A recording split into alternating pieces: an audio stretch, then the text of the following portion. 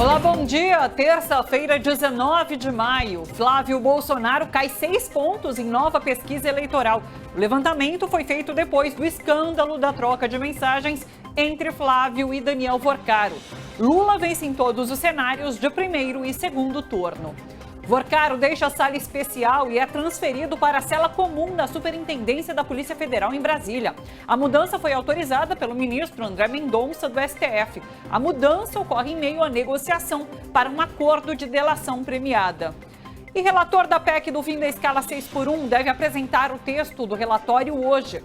Governistas enfrentam manobras do Centrão e oposição, que buscam adiar a medida para 2036 e podem aumentar para até 52 horas a jornada de trabalho. No cenário internacional, a Bolívia vive onda de protestos contra o presidente de direita, Rodrigo Paz. Trabalhadores em greve geral denunciam inflação, falta de combustíveis e repressão no campo. E a polícia ataca manifestantes. Notícia e análise aqui no TVT News, primeira edição, que começa agora, direto da Avenida Paulista para todo o Brasil. Vem se informar com a gente, vamos lá? Vamos juntos.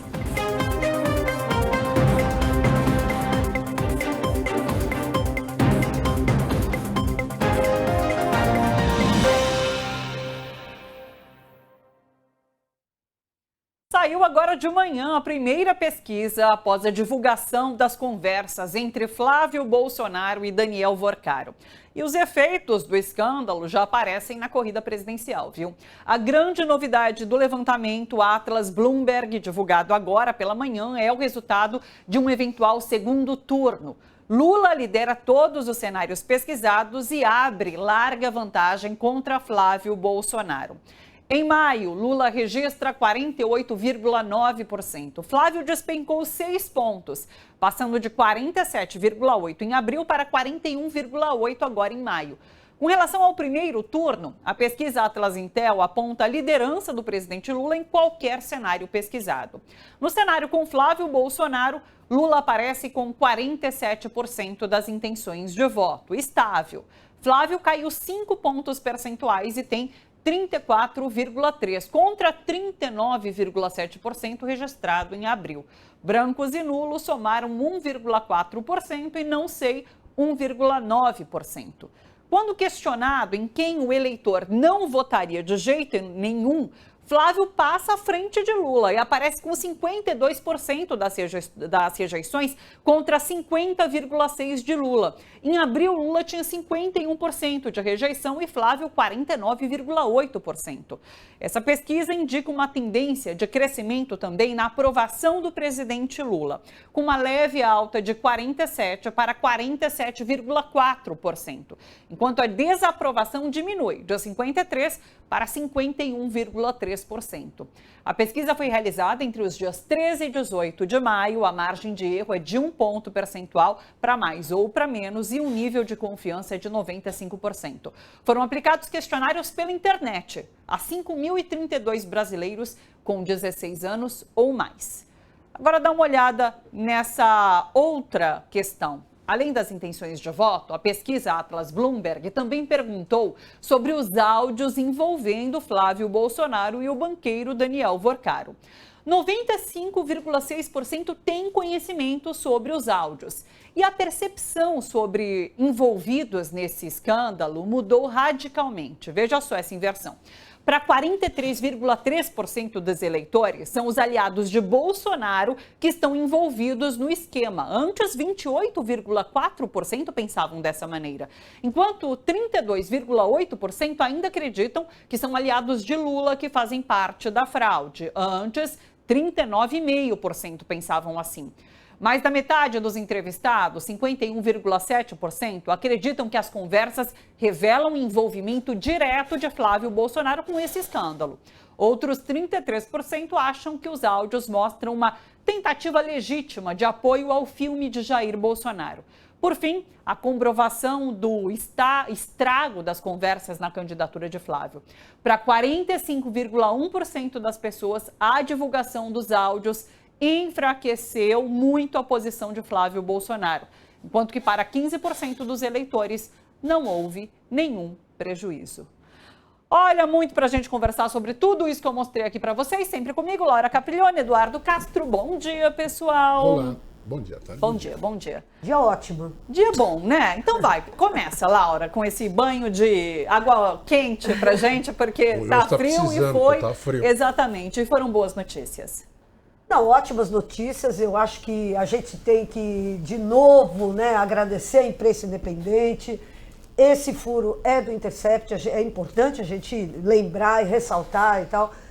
E foi um tsunami, né, na política, né? Quer dizer, o Lula já vinha reagindo de maneira muito adequada, agora ficou evidente, né? Não tem mais muito o que fazer. E agora, hoje, eles devem fazer reunião para ver o que farão com essa candidatura. Eu não sei o que eles farão, porque a situação é muito desesperadora mesmo pro lado deles.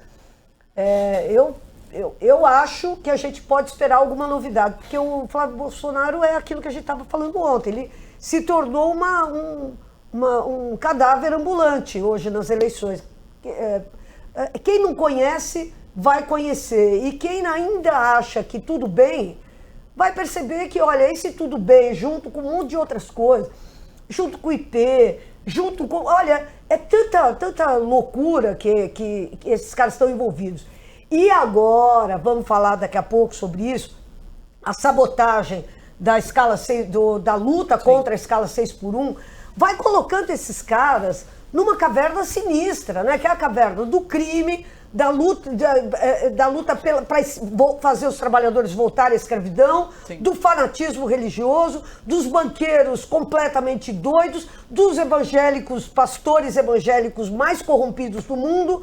Então, quer dizer, é um lugar que eu acho que o brasileiro médio não está querendo entrar. Então, eu acho que a gente pode esperar alguma grande modificação no quadro, porque eu não acho que essa extrema-direita, a bordo ainda dessa herança de votos que tem, vai simplesmente falar, bom, gente, ferrou-se. Eu não acho que eles vão falar ferrou. Eu acho que eles vão pegar e vão ainda tentar alguma estratégia dos desesperados. Não que vá funcionar, sim, mas eu acho que... E, assim, tranquilamente, a gente viu que eles nem o ano passado, quando perderam a eleição, reagiram tranquilamente. Eles foram para uma tentativa de golpe. Então, eu acho que essa gente é inescrupulosa ao ponto de poder embarcar em outras e novas aventuras. Eu acho que o quadro é bom para nós, mas todo cuidado é necessário. Aliás, alguns detalhes, né? Essa pesquisa mostra, inclusive, que outros candidatos não alcançam o patamar hoje, agora já abaixo de Flávio Bolsonaro. Por exemplo, quando Flávio Bolsonaro sai dessa disputa, a gente tem Caiado e Zema subindo, mas pouco, chega ali 17%, 14%. E isso surpreendeu Michele Bolsonaro ter menos intenção de voto do que o próprio Flávio Bolsonaro. Ele está ali com 35% e ponto, assim, e ela está com 22%. Então, assim, esse questionamento que se faz de substituir Michele por Flávio, também a pesquisa mostra que não é uma super ideia, não é genial nesse momento. Edu. A gente geralmente fala que vamos ver se encontrou o teto, vamos ver se já bateu no sim, teto. Acho que o teto baixou dessa vez. Agora a dúvida é onde é que é o chão. Exato, porque se a gente olhar o gráfico, eu vou pedir se a gente pode colocar um gráfico. Qual deles você aqui, quer? O do segundo Flávio turno. Descendo, segundo turno. Tá, Flávio segundo descendo, turno, por favor. Flávio descendo e Lula se mantendo. Porque, na verdade, não era isso, era o outro. Mas tudo bem, eu vou por aqui. Olha lá. Flávio cai e o não sei branco nulo dobra. Sobe. Dobra. Né? Só que quando você coloca os outros, não vai para os outros. Sim. Então, quer dizer, acho que você baixou, o Lula não subiu, o Lula subiu um ponto é margem. Sim. Então, quer dizer, baixou o teto do Flávio, baixou o teto do resto. Então, volta a minha tese de que é possível vencer no primeiro turno, porque se baixa o teto para todos eles, e o cara fala assim, não vou votar no Lula, mas não vou votar em ninguém, é voto não contabilizado, empurra todo mundo para cima, empurra o Lula mais perto de 50%. Então, acho que talvez essa seja até a melhor notícia do que os números em si. Sim, que esse movimento não se transforma em, não vou votar no Flávio, então vou votar no Zema. Não vou votar no Flávio, então vou votar... Não vou votar no Flávio e agora o que eu vou fazer? Os outros não me empolgam, o que é né, abriria aqui um programa inteiro para a gente ver por que se empolga com o Flávio e não se empolga com os outros, mas é uma dor que o Brasil ainda tem que mexer com ela. Mas aqui, Está colocado. Essa situação está posta de uma maneira que eu acho que tranquiliza com relação ao teto. Bateu no teto? Não, não só bateu, como o teto afundou. E o teto levou para baixo, ou manteve embaixo outros. Vi ali Renan Santos com 16% em algum lugar, né? 16%? Isso, acho que é por aí. Todos, não, Renan acho que chega a 8% 8%. nesse cenário sem Flávio. A gente tem então Zema com acho que, se não me engano, 18%, Caiado com 16%, a gente não tem essa tela aqui, eu posso pegar depois. E Renan Santos com 8%. Isso num primeiro turno Eventual turno com 28%.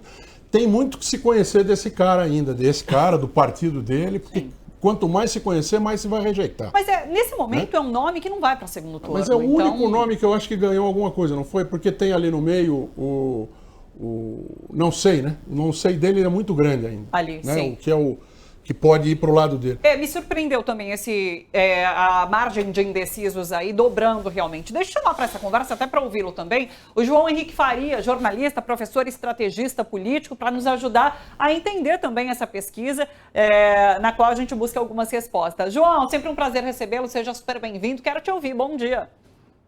Thalita, bom dia também aos amigos da bancada.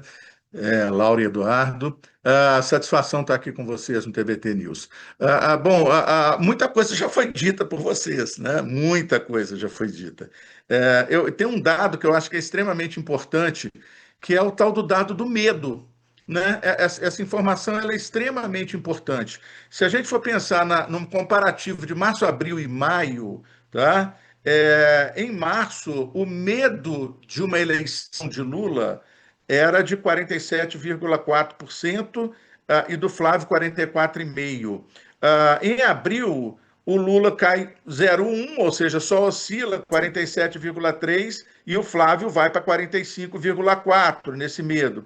Agora, nessa pesquisa, despenca o medo de uma reeleição do Lula. Ele vai de 47,3% em abril para 40,5% em maio. Tá certo? E o Flávio, ele vai para 47,4%. Então, há uma diferença aí de quase 7 pontos percentuais no receio de um Flávio Bolsonaro ser eleito em relação a um Lula ser eleito. Então, isso aí é uma informação, para mim, extremamente relevante. Está aqui na tela agora para quem quiser acompanhar, inclusive antes, João, a gente não estava com ela na tela, isso que você fala sobre o medo, né, da eleição de Flávio Bolsonaro ou da reeleição do presidente Lula. Exatamente, então veja, esse aí é o dado de maio, eu coloquei aqui os 3 meses para o nosso telespectador, para o nosso internauta que está assistindo, que nos 3 meses há uma diferença gigantesca, né?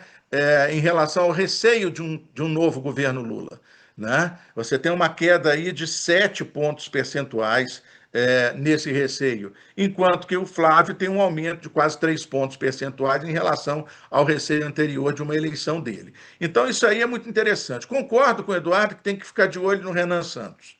Tá? O Renan Santos, no primeiro turno, ele vai para 6,9%. Ele fica em terceiro lugar no primeiro turno. Ele está acima do Zema, está acima do Caiado. Aliás, o Caiado é a grande decepção, entre aspas, né, para aqueles que são da direita, nesse processo. Né? Então, assim, é altamente complicado ver que o Kassab deu um tiro no pé, né? Nessa história. O grande gênio da política não está conseguindo puxar nada para ele. Né? Se você for pensar em termos de Nordeste, você tem Pernambuco com 2 candidatos na cabeça de chapa que vão apoiar Lula, que querem dar palanque para Lula, né? Tanto o João quanto a Raquel. Você tem na Bahia um PSD do Otto Alencar que está com Lula, sempre esteve com Lula, né? Do senador. Você tem no Rio de Janeiro o prefeito que vai ser candidato a governador agora, que é do PSD e que está com Lula também, está em primeiro lugar em todas as pesquisas, e em Minas Gerais um candidato do PSD que patina.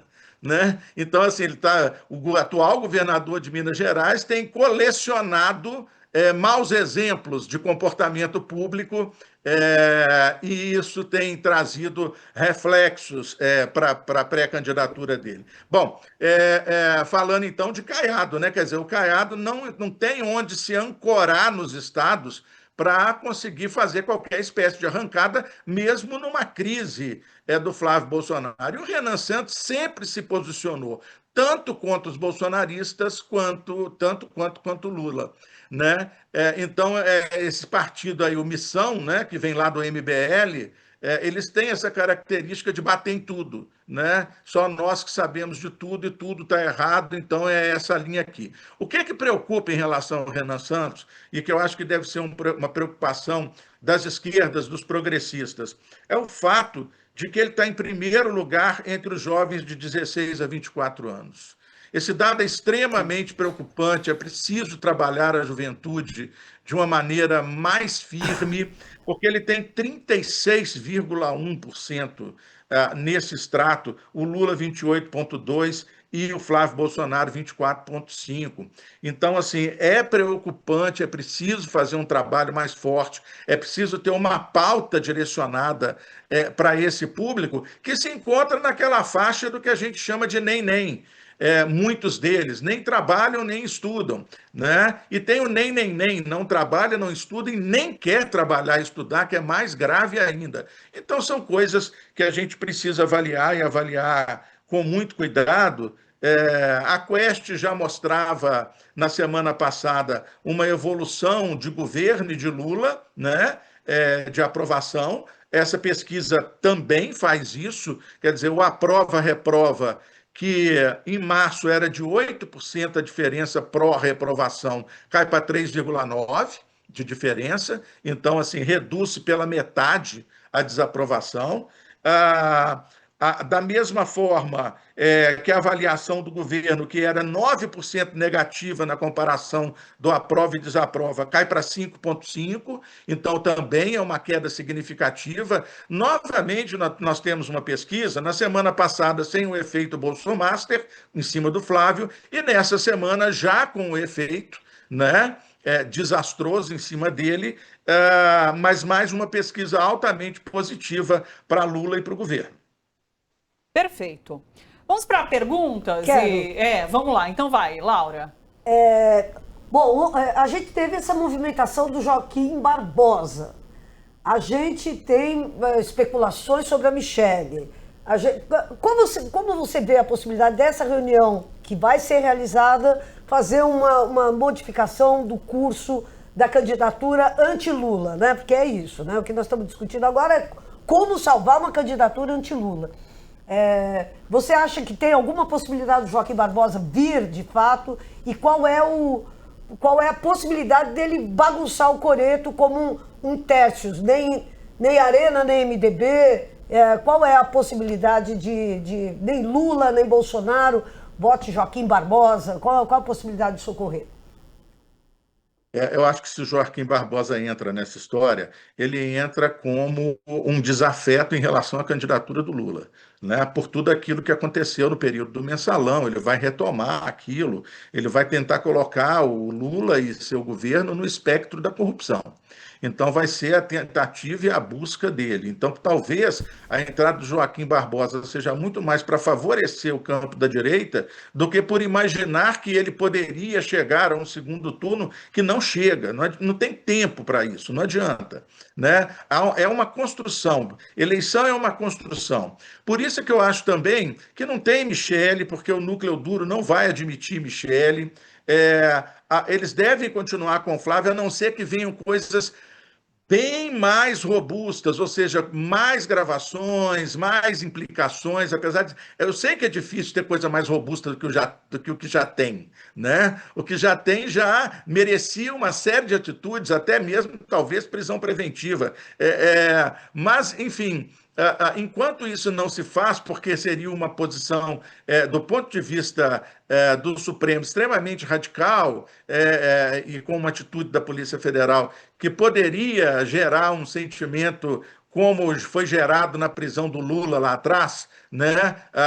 Aquela foi injusta, né, extremamente injusta, mas gerou aquele clima de comoção em cima da prisão, a direita poderia fazer alguma coisa nesse sentido, a extrema-direita também poderia fazer alguma coisa nesse sentido. Aí sim, uma candidatura que viesse com Michele, ou quem quer que seja, tendo as bênçãos do Jair Bolsonaro, poderia tentar alavancar. Acho que não mudam nesse momento, porque o objetivo é chegar ao segundo turno. O que eles não querem é perder o legado. O que eles não querem é perder a mão do Bolsonaro. Ou seja, o bolsonarismo está aqui e ele permanece vivo. O Lula ganhou agora, mas daqui a 4 anos ele não pode ser candidato, então nós vamos vir com força, etc. O discurso interno provavelmente vai ser esse, né? Sobreviver, tentar diminuir o caos, porque o que a gente ainda não viu, e a gente vai começar a ver daqui a pouco, é o efeito cascata. Tá? O efeito cascata nos estados. Muitos estados, em especial do Centro-Oeste, né, e do Sul, calcados em candidaturas bolsonaristas ou pró-Bolsonaro. Então a gente vai ter que ver ainda qual é o estrago que esse caso Bolsomaster envolvendo Flávio vai trazer nos estados. E isso acontecendo nos estados, consequentemente, tem reflexo na eleição presidencial. Por isso, eu estou com o Eduardo no seguinte sentido: é preciso fazer uma análise cuidadosa do resultado do primeiro turno. Tá? O resultado do primeiro turno dá uma diferença de 2 pontos alguma coisa.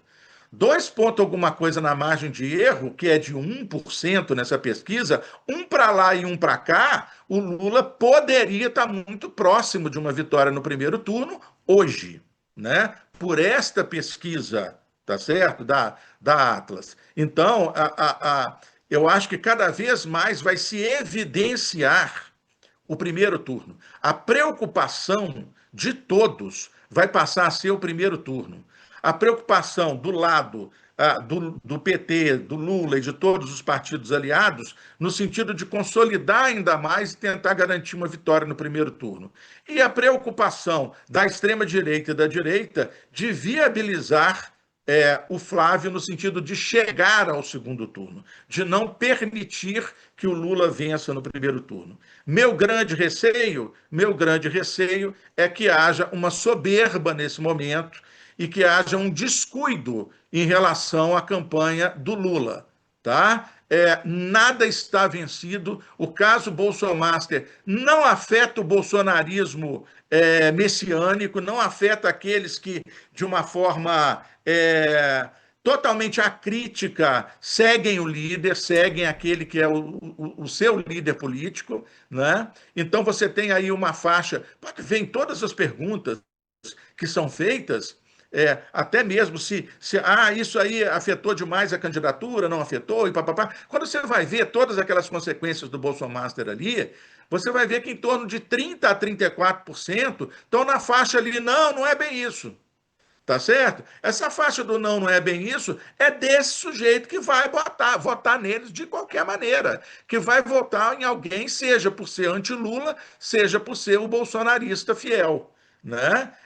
Então, os cuidados devem ser redobrados, as ações devem permanecer, as propostas devem avançar e serem alavancadas.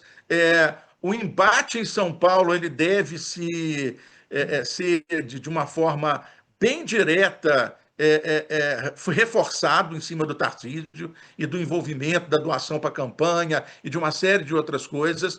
Em cima do Eduardo, caracterizar sempre cada vez mais as mentiras de Flávio e de Eduardo, tá certo? Dos dois irmãos. Não adianta muito ficar falando, a gravação, o Bolsonaro. Não, é a mentira. É pego na mentira 2, 3 vezes sequenciais, tanto ele quanto o irmão, tá certo? E aguardar a Polícia Federal fazer o desdobramento do caminho do dinheiro. Né? Da mansão que foi comprada no Texas, de para onde que esses recursos foram, que é dinheiro demais, é dinheiro vindo de quadrilha, né? Então é preciso estar muito atento aos desdobramentos. Então, assim, há muita preocupação em relação à delação de Vorcaro. Eu acredito hoje que a Polícia Federal está muito à frente disso. Tá certo? Eu acredito que a Polícia Federal com todos os telefones, com todas as quebras, com todas as coisas que eles podem fazer e fazem, eles estão muito mais à frente em relação a isso. Então, por isso, talvez, essa delação ainda esteja aí em banho-maria, ainda não esteja no auge, no olho do furacão. Perfeito. Antes de partir para a pergunta do Edu, você comentou sobre Daniel Vorcaro. Só deixa eu trazer essa atualização sobre a situação de Vorcaro. O ex-banqueiro foi transferido para uma cela comum da Superintendência da Polícia Federal em Brasília. Essa mudança foi autorizada pelo ministro André Mendonça, do Supremo Tribunal Federal, que é o relator do caso Master.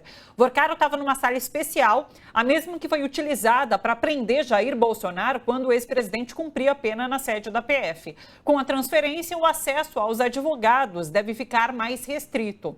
A mudança ocorre em meio à negociação para um acordo de delação premiada. Nos bastidores, investigadores avaliam que a primeira proposta de Vorcaro foi seletiva e trouxe pouca contribuição para o avanço das investigações. Tá aí para vocês então. Edu, por favor. O que dá para entender disso é que o torturador lá do quarto não está funcionando, né? O ar-condicionado não está tirando do...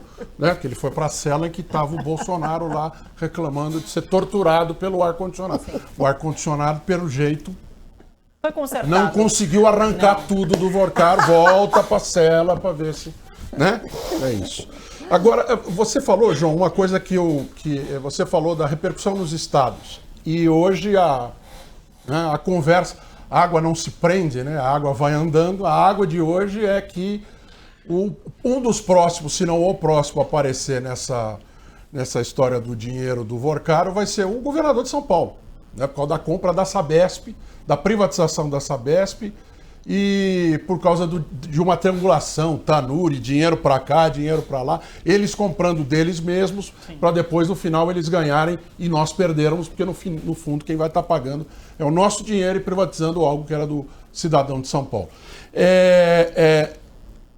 Tem muito que desgastar para o nacional com uma perda de tração ou diminuição da força de Tarcísio em São Paulo, ou é um problema que é só dele com a eleição para governador, na sua opinião? Não, tem muito que perder a campanha nacional de Flávio se houver mesmo esse desdobramento forte em cima de Tarcísio. Tem muito a ver. O Tarcísio foi eleito sobre as bênçãos do Bolsonaro, né? Do Jair Bolsonaro. Então, era o nome cotado para a presidência, mesmo tendo sido descartado no segundo momento, achando-se que era mais seguro uma eleição para o governo do estado de São Paulo. Se você pensar que Minas e São Paulo são os dois estados com o maior número de eleitores do país, né, e que hoje em Minas Gerais o Lula leva uma pequena vantagem, é preciso ver a próxima pesquisa para ver se essa vantagem aumentou. Se cai a diferença para o Haddad em São Paulo, do Tarcísio em relação ao Haddad, se ele começa a cair, São Paulo também não tem um plano B, não. São Paulo não tem um plano B para substituir Tarcísio, não. Se Tarcísio cai em desgraça em função do Bolsomaster, é a grande chance de Haddad de superar e de chegar ao governo do Estado. Então, certamente, tem que haver um investimento em cima disso, do ponto de vista das denúncias, do ponto de vista da comprovação dos envolvimentos, para além da doação feita para a campanha. Né, que o Zema também recebeu R$1 milhão do pai do Vorcaro, né, aí vem tanto Bolsonaro quanto Tarcísio, num valor total de 5 milhões, 3 para um, 2 para outro, na eleição presidencial e para o governo do estado de São Paulo. Então, isso aí já é um indício, ou seja, já é um ponto para se pegar e começar a investigar a partir daí. Aí vem Sabesp, vem essas questões todas do estado de São Paulo e das privatizações. Então, tem muita coisa para ser vista. Já vi analistas dizendo que esse caso é um caso para anos, mas eu acredito que as primeiras revelações e as mais bombásticas, elas já vão surgir nesse momento e com uma implicação direta na eleição nos estados, e São Paulo, de forma especial, pode ser afetado por isso. Olha só, inclusive, reportagem do Globo mostra que a cúpula do Centrão já vê a neutralidade como o caminho mais provável nessa eleição presidencial depois da crise envolvendo aí Flávio e Daniel Vorcaro. União Brasil, PP e republicanos ainda não decidiram, mas a tendência é liberar os filiados para apoiar quem quiserem. Segundo o jornal, Flávio nunca teve o aval da cúpula, das cúpulas do Centrão. Agora, esses áudios de Flávio para Vorcaro fizeram lideranças recalcularem o custo de colar a imagem ao senador. Em Minas, Romeu Zema já chamou o áudio de imperdoável, o que aumentou aí o isolamento político de Flávio. E no PP, a crise também tem um gostinho de revanche. Flávio irritou a sigla ao se afastar de Ciro Nogueira no dia da operação da Polícia Federal contra o senador. É uma rataiada, não? Pois é, barata boa, né? Bate que eles saem tudo correndo. Pois é.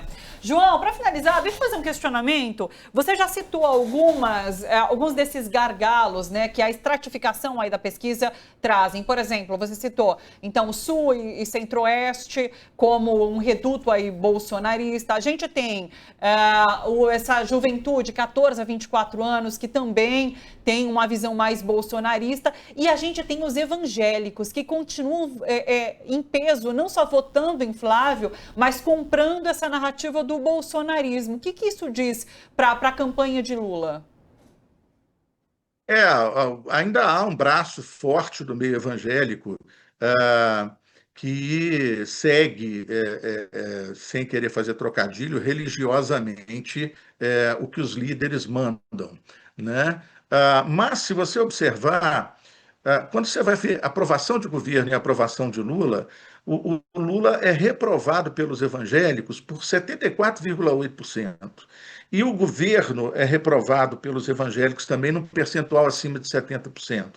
Mas na hora do voto no primeiro turno, estão com Flávio 50,9%. Quer dizer, há uma distância entre esses 70 e poucos por cento na avaliação de governo e na avaliação do Lula em relação ao voto. Mas não há variação em relação ao voto do Lula, que sempre permanece ali nos evangélicos na casa dos 24, 25%.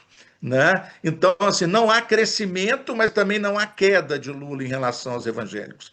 Mas há queda de Flávio, porque há uma parte dos evangélicos que não concordam com isso. Tem um deputado do Rio de Janeiro, Antônio de Paula, que os vídeos que ele tem gravado contra Flávio Bolsonaro e a família Bolsonaro, ele que foi um bolsonarista na eleição passada, os vídeos são assim, bombásticos, né? Falando de quadrilha, e ele é evangélico, Rio de Janeiro, de um estado que é extremamente evangélico, onde as igrejas evangélicas proliferaram de uma forma muito grande, inclusive com pessoas do setor da esquerda que são evangélicas, como a Benedita, por exemplo, que é evangélica e que precisa fazer um trabalho no meio evangélico no Rio de Janeiro para mudar a situação. Ela é a única governadora do Rio de Janeiro dos últimos, 15, 20 anos, que não se envolveu em rolo nenhum, né? Enfim, todos os outros ou foram presos ou caçados, enfim, tem essa coisa toda. O meio evangélico é uma preocupação, sim, mas existe uma ala do meio evangélico que não suporta esse tipo de denúncia que está sendo feita agora em relação ao Flávio e envolvimento com os casos de corrupção.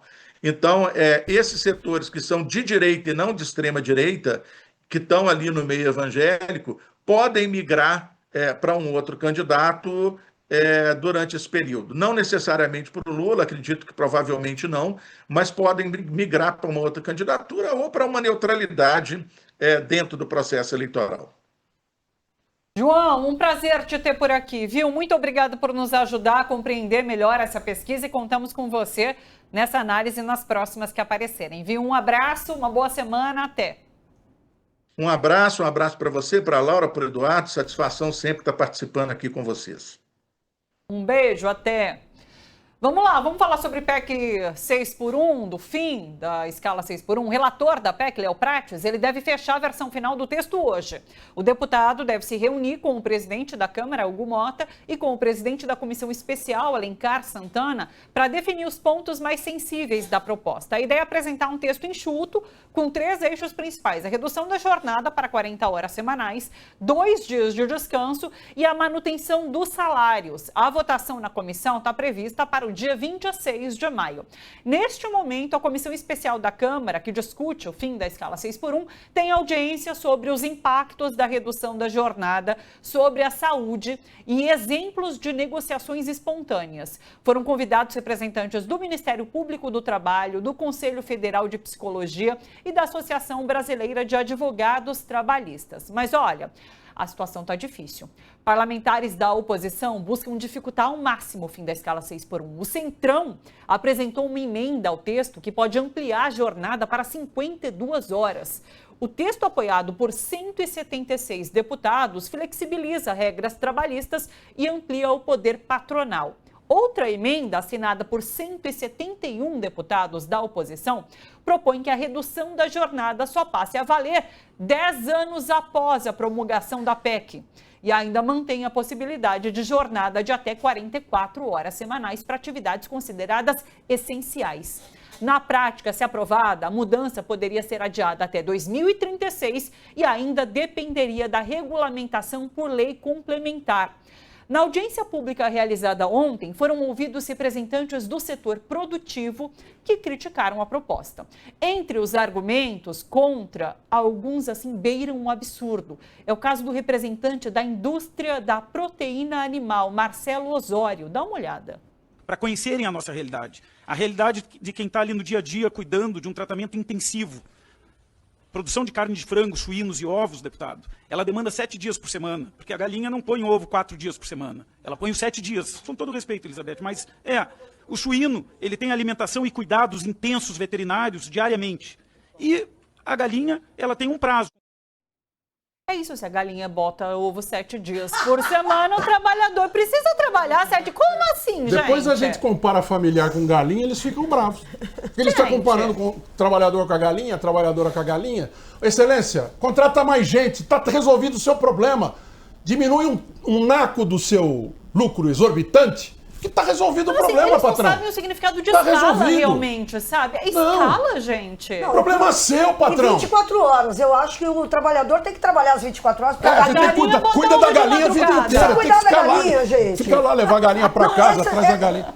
Isso aí é um desplante, é um despoltério, é uma ofensa à inteligência do povo brasileiro, né? Porque é isso. Então tem escala 24 horas, 7 dias por semana e acabou. Por quê? Porque a galinha bota ovo, gente. A galinha bota ovo. Gente, Como é que o enfermeiro vai embora pra casa? Tem gente doente feliz, tem que morar dentro do hospital, tem que ficar lá o dia inteiro gente, é também. inacreditável o desplante da burrice desse. Mas você quer saber? Eu curto isso.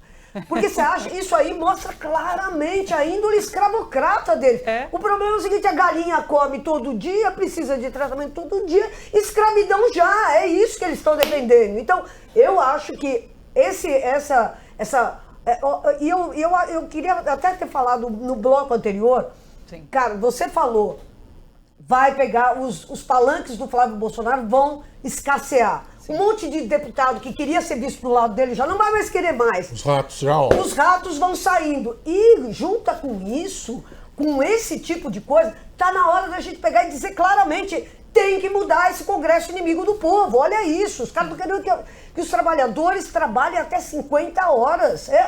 É doentio, é perverso, é fascista, é o retrocesso do retrocesso do retrocesso. Então, eu acho que o outro recado dessa história é assim, deixa eles se exporem, deixa eles falarem as loucuras deles, porque nós vamos pegar e só mostrar para o povo brasileiro que com esse Congresso não dá de fato para funcionar, não dá. E olha como são ratos também nessa discussão. Se eles são contra a diminuição da jornada de trabalho, manutenção do salário e a diminuição dos dias de semana, votem contra. Não. Como eles sabem que lá no final não dá para votar contra, Exato. eles fazem o quê? Eles metem emenda no meio para diminuir a pressão, diminuir o resultado do texto. Sim. Isso é coisa de rato. Sim. Isso é coisa de canalha, coisa de covarde. É uma safadeza isso. Vamos aprovar, mas só daqui 10 anos que passa a valer. Olha a safadeza. Vota contra, mané. Você não é tão machão, você não é tão... Vai lá, vota contra. Mas 171 caras. É muita Vota gente. Contra. Nós temos que divulgar os nomes Então, desses 171 caras. São, no mínimo, os pais e mães dessas emendas aí. Sim. Porque isso é rato, é coisa de covarde. Não tem coragem de olhar no teu olho que vota e dizer assim, sou contra. Mas eu sou a favor, eu quero trabalhar. Não, mas eu sou contra por causa disso, disso, disso. Então você não vai ter meu voto. Então não vou ter teu voto porque eu sou contra. Não tem coragem. Não tem essa coragem. Não tem a coragem de disputar voto. A única coragem que eles têm é de estar lá dentro. Como é que eu faço para continuar aqui dentro? Eu vou fazer o seguinte, vou jogar uma conversa mole aqui, porque daí lá no final, se aprova a emenda do jeito que eu quero, eu voto a favor. Aí eu sou a favor do 5x2. Ora, sejam menos canalhas, sejam menos safados, tenham um pouquinho mais de coragem. Mas é duro da gente saber quem é a favor. Mas pelo menos os que propõem. Os que assinaram. Os Van Hatten da vida aí, a gente tem que saber exatamente quem são.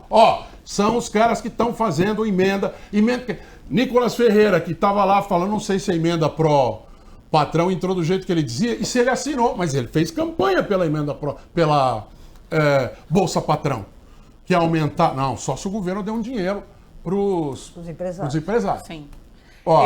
Eu vou tentar fazer esse levantamento dos nomes de todos os patrocinadores que assinam pelo menos essas duas emendas. Eu acho essencial. Né? E outra coisa, gente, vamos só notar, essa gente que defende que o trabalhador trabalhe todos os dias, 24 horas por dia, porque a galinha precisa viver.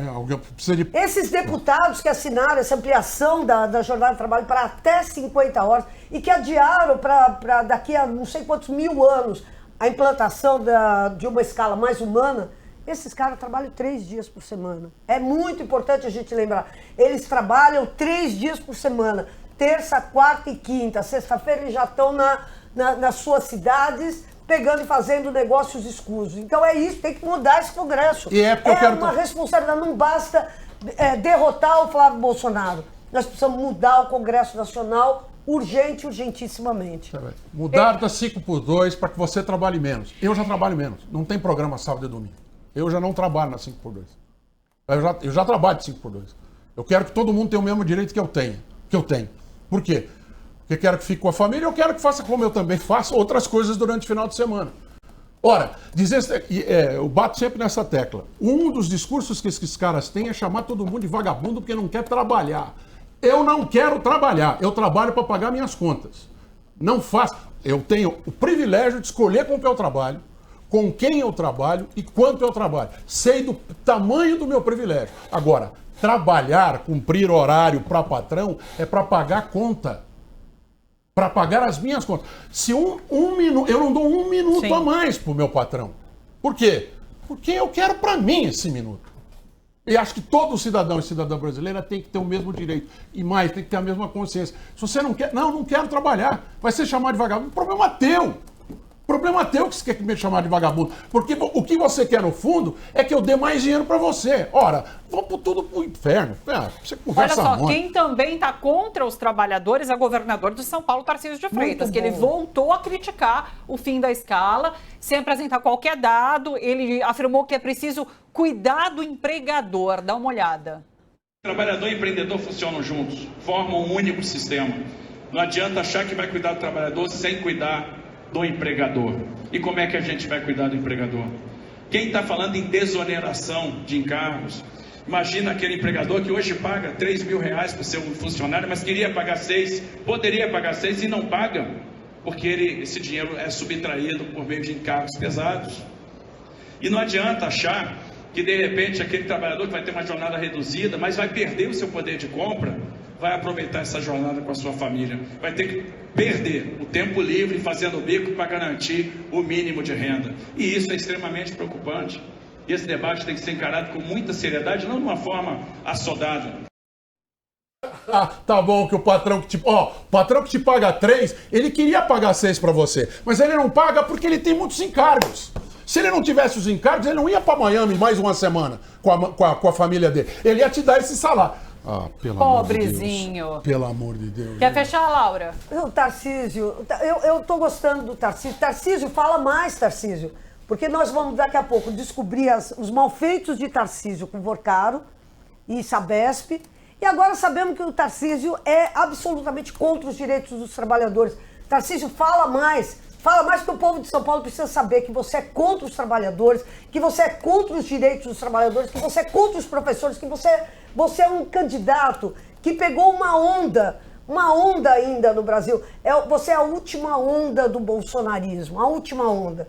Agora é o momento da gente fazer a correção de rumo. E é isso que essa eleição vai propiciar para nós. Refazer, tirar essas pessoas que vieram na onda Bolsonaro e agora que essa onda reflui, a gente colocar gente séria para cuidar do estado de São Paulo. Sabe, colocar o Haddad, colocar Simone Tebet, colocar gente que não foi bater continência pro Trump, que não foi apoiar as restrições econômicas ao estado de São Paulo. Agora é hora de pôr gente séria. Não esse cara que não sabe nada de governo, mas uma coisa ele tem certeza, ele é contra trabalhador e ele gosta de ser amigo dos poderosos. É por isso que ele pega e fala, não podemos melhorar a vida do empregado se a gente não melhorar a vida do empregador. A preocupação dele é sempre com o andar de cima. Tarcísio, você será substituído. E eu só torço para você falar mais. Fala mais para mostrar quem de fato você é. Porque esse tempo todo que o Tarcísio foi governador, vamos lembrar, Tarcísio ficou escondido. Tarcísio é um cara que a gente ficava sabendo das coisas que o Tarcísio fazia quando a gente via pedágio free flow. A gente ficou sabendo do Tarcísio fazendo coisas escondido. Agora é hora. O Tarcísio tem que se mostrar para que a gente possa trocar, tirar esse desastre e colocar gente que cuide de São Paulo e do povo dessa cidade, desse estado. Perfeito. Tá aí. Vamos lá, vamos seguir. O presidente Lula ainda está em São Paulo, só deve voltar a Brasília no fim do dia de hoje, desta terça-feira. Nesta segunda, Lula foi ao Hospital Sírio-Libanês para avaliação e acompanhamento pós-cirúrgico. Quem tem informações para a gente é o repórter Eric Braga, tá lá e traz os detalhes. Olá, bom dia, Eric. Bom dia, Thalita, bom dia a todos que nos acompanham. Pois é, o presidente Lula passou por um tratamento de rotina aqui no Hospital Sírio-Libanês na tarde de ontem. O acompanhamento serviu para acompanhar a recuperação de uma cirurgia feita em abril, quando Lula retirou uma lesão de pele. Em nota, o Hospital Sírio-Libanês disse que está tudo bem com o presidente e já o liberou para o prosseguimento das atividades na capital paulista. Vou ler agora para vocês o que diz o documento. O presidente Luiz Inácio Lula da Silva esteve hoje, 18 de 5 de 2026, no Hospital Sírio-Libanês, unidade Bela Vista, São Paulo, para acompanhamento de procedimento realizado em 24 de 4 de 2026. Apresenta a evolução satisfatória, conforme o esperado e sem intercorrências. Está aí o Hospital Sírio-Libanês classificando como satisfatória e dentro da normalidade a recuperação do presidente Lula, que mantém o acompanhamento das equipes médicas e segue a sua rotina na capital paulista, que começa na manhã dessa terça-feira, com o encontro com lideranças da construção civil e participa aí da abertura do Encontro Internacional da Indústria e da Construção. Ele participa também, ele faz algumas visitas ali a estandes no distrito AMB, que faz parte do programa Se Essa Rua Fosse Minha. Na parte da tarde, Lula segue ali por volta das 2h30 da tarde, para o lançamento do aplicativo Move Aplicativos, que é uma linha de crédito para taxistas e motoristas de aplicativo. Claro que o jornalismo da TVT segue acompanhando. Volto com você, Thalita. Eric, muito obrigada pelas informações. É isso, a gente vai seguir acompanhando a agenda de Lula, que tem inclusive, agenda cheia nesta terça-feira aqui em São Paulo. Obrigada, bom trabalho por aí, Eric. Aliás, agenda cheia e com entregas, né? Então tem essa questão dos aplicativos, dos taxistas. Então é Lula que continua fazendo essas entregas nessas agendas que faz justamente no estado de São Paulo. Ontem, lembrando, ele anunciou o investimento na Petrobras no estado de São Paulo e nessa cerimônia, Tarcísio de Freitas não se fez presente. 31 bilhões.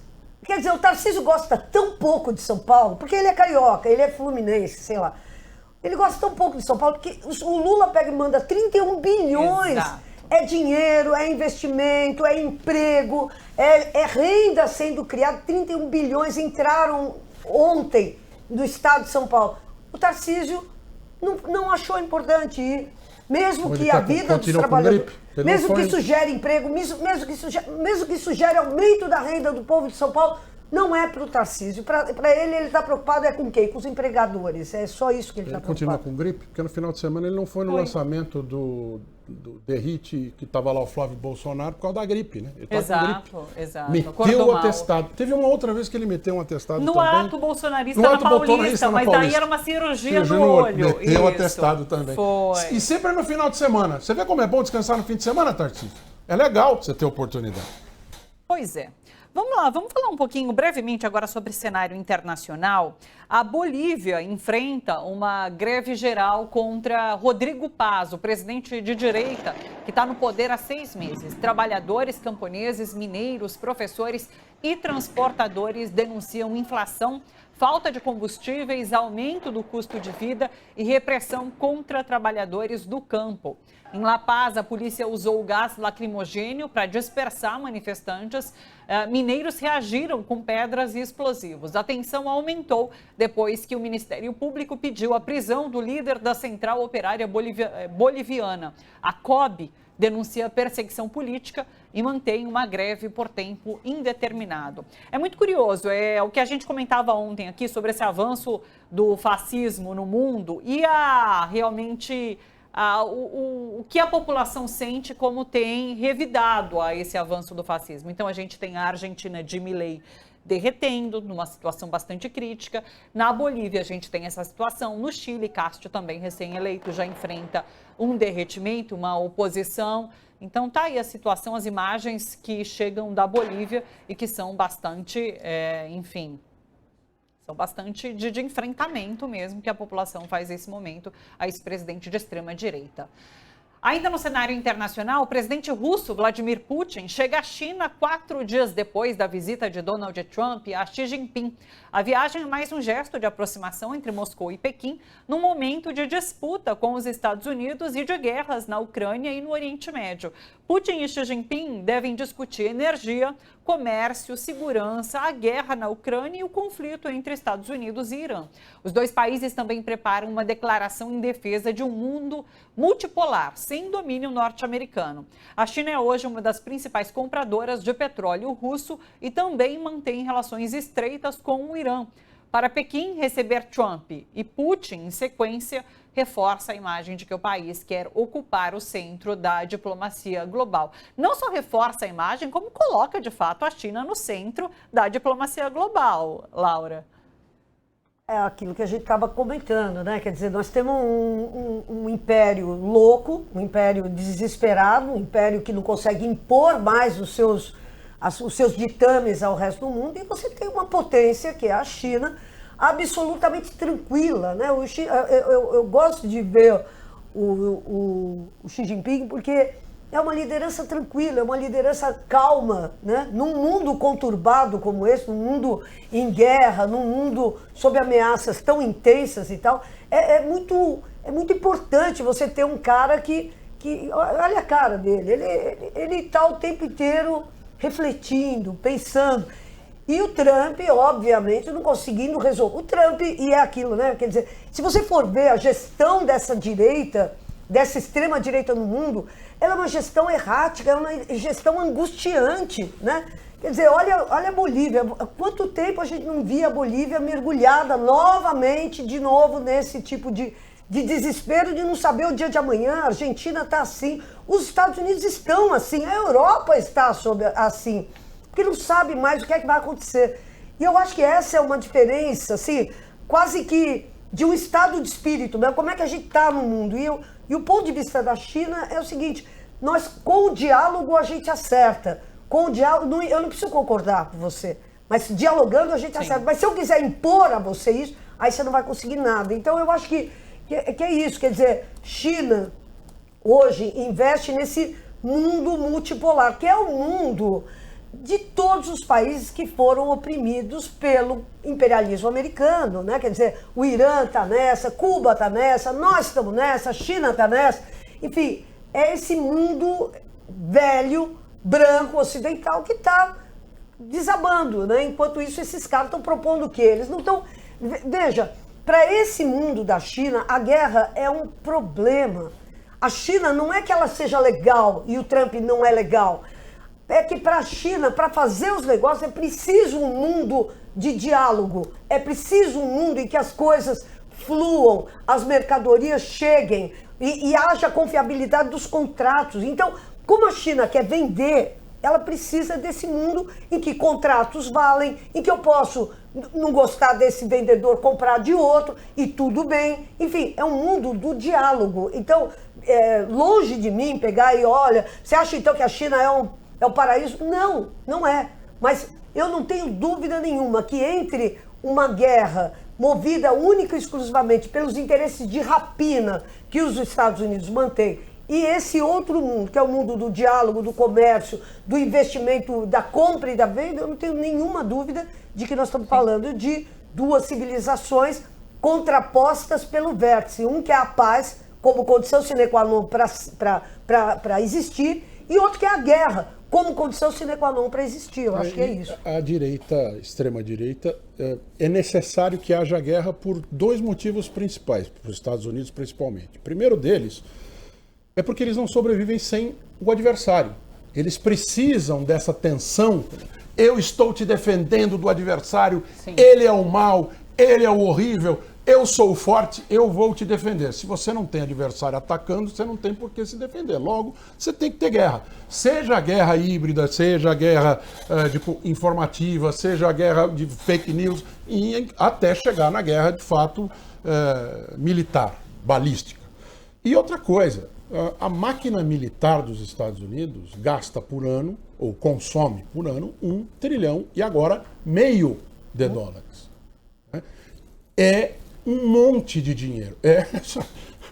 É o PIB de quantos países? Acho que praticamente, né, mais da metade dos países do mundo, com certeza. Então você tem um setor muito forte da economia precisando consumir dinheiro.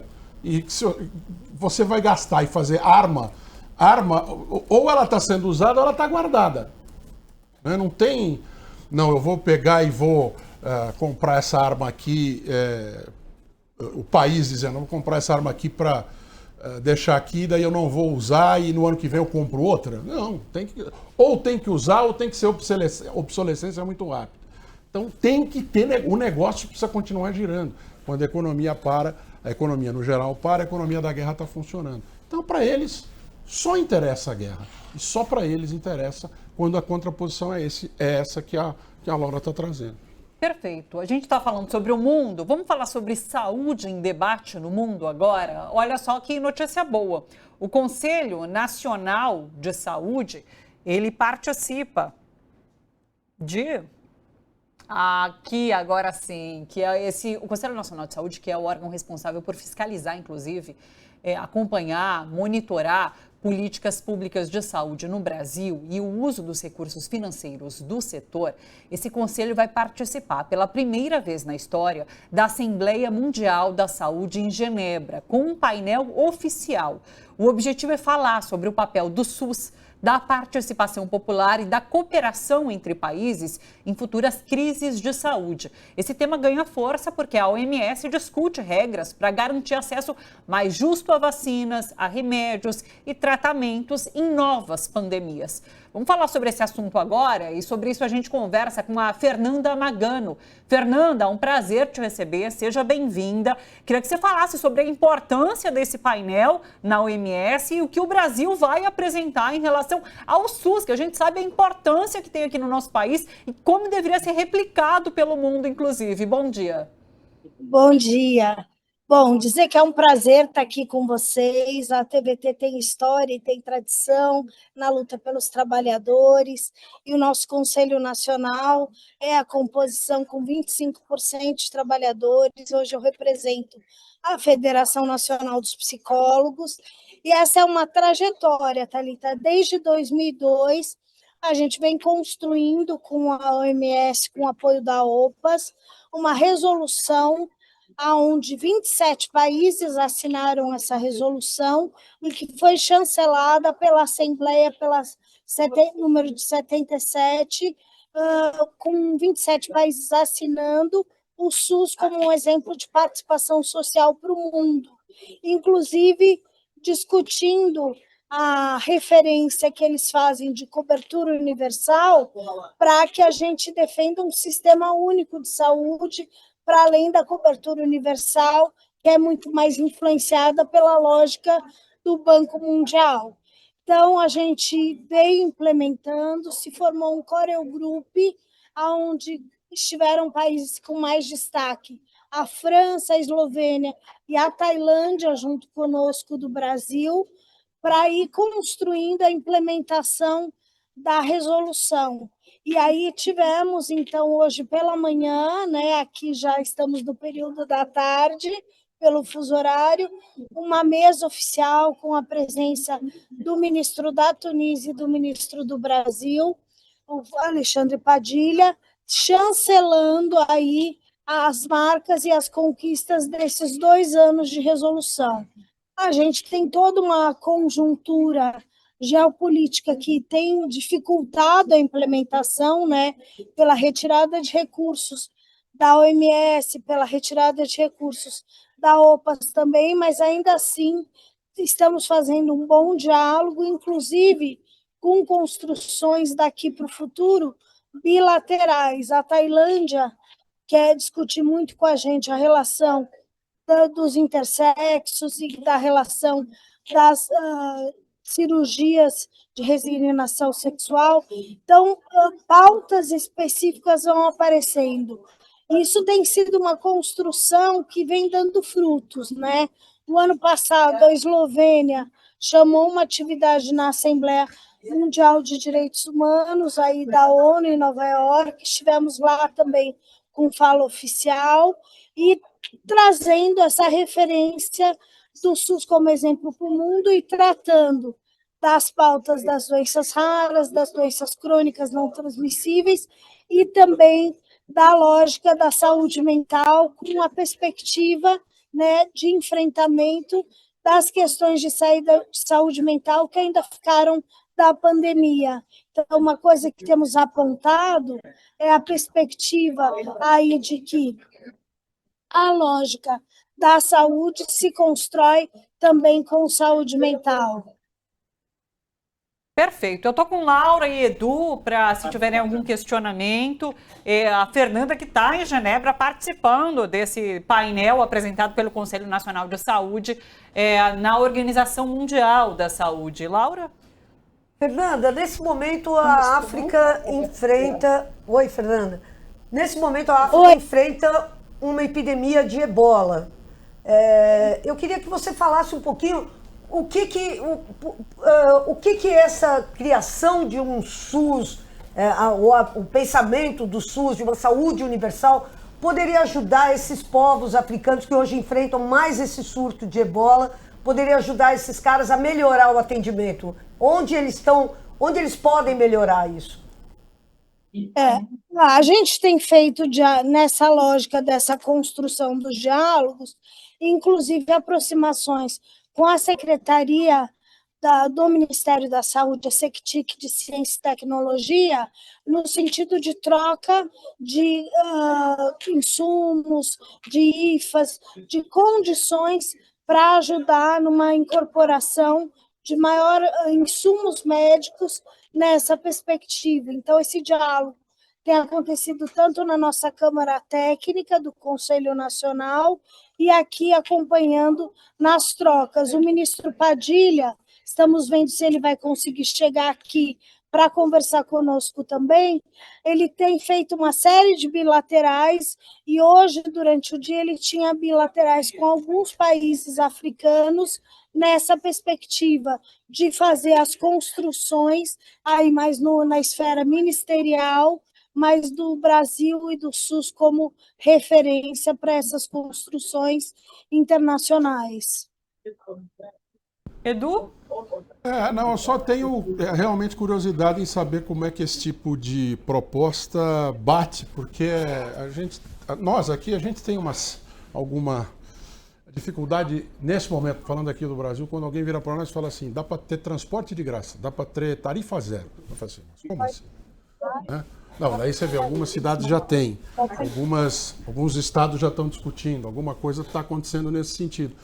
Então, dá uma... Né, Eu imagino que no mundo outras... eu estou vendo o ministro Padilha chegando ali atrás. Tô vendo... Exatamente, ele está se posicionando para conversar, fazer parte dessa conversa com a gente também. Então, eu só queria saber de como é que é essa, quando você chega e conta de fato, olha, nós temos saúde universal e gratuita nesses moldes.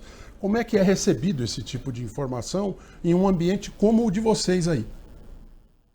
Então, há muitas resistências, né? Porque na referência direta, o SUS é o país que mais avançou a partir lá do modelo e das trocas com o NHS inglês para uma construção de um sistema universal.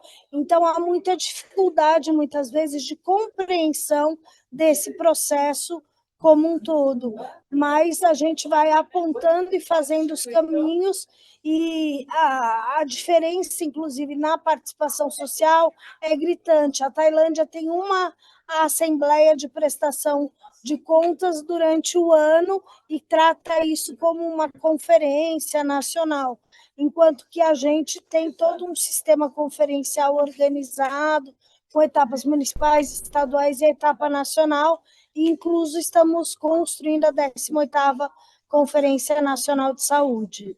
Então, são trocas no sentido de avançar, e esse exemplo do Brasil na perspectiva, então, de que possa ir na par e passo com os demais países que assinaram a resolução, tem sentido a necessidade de fazer cobrança das suas governanças.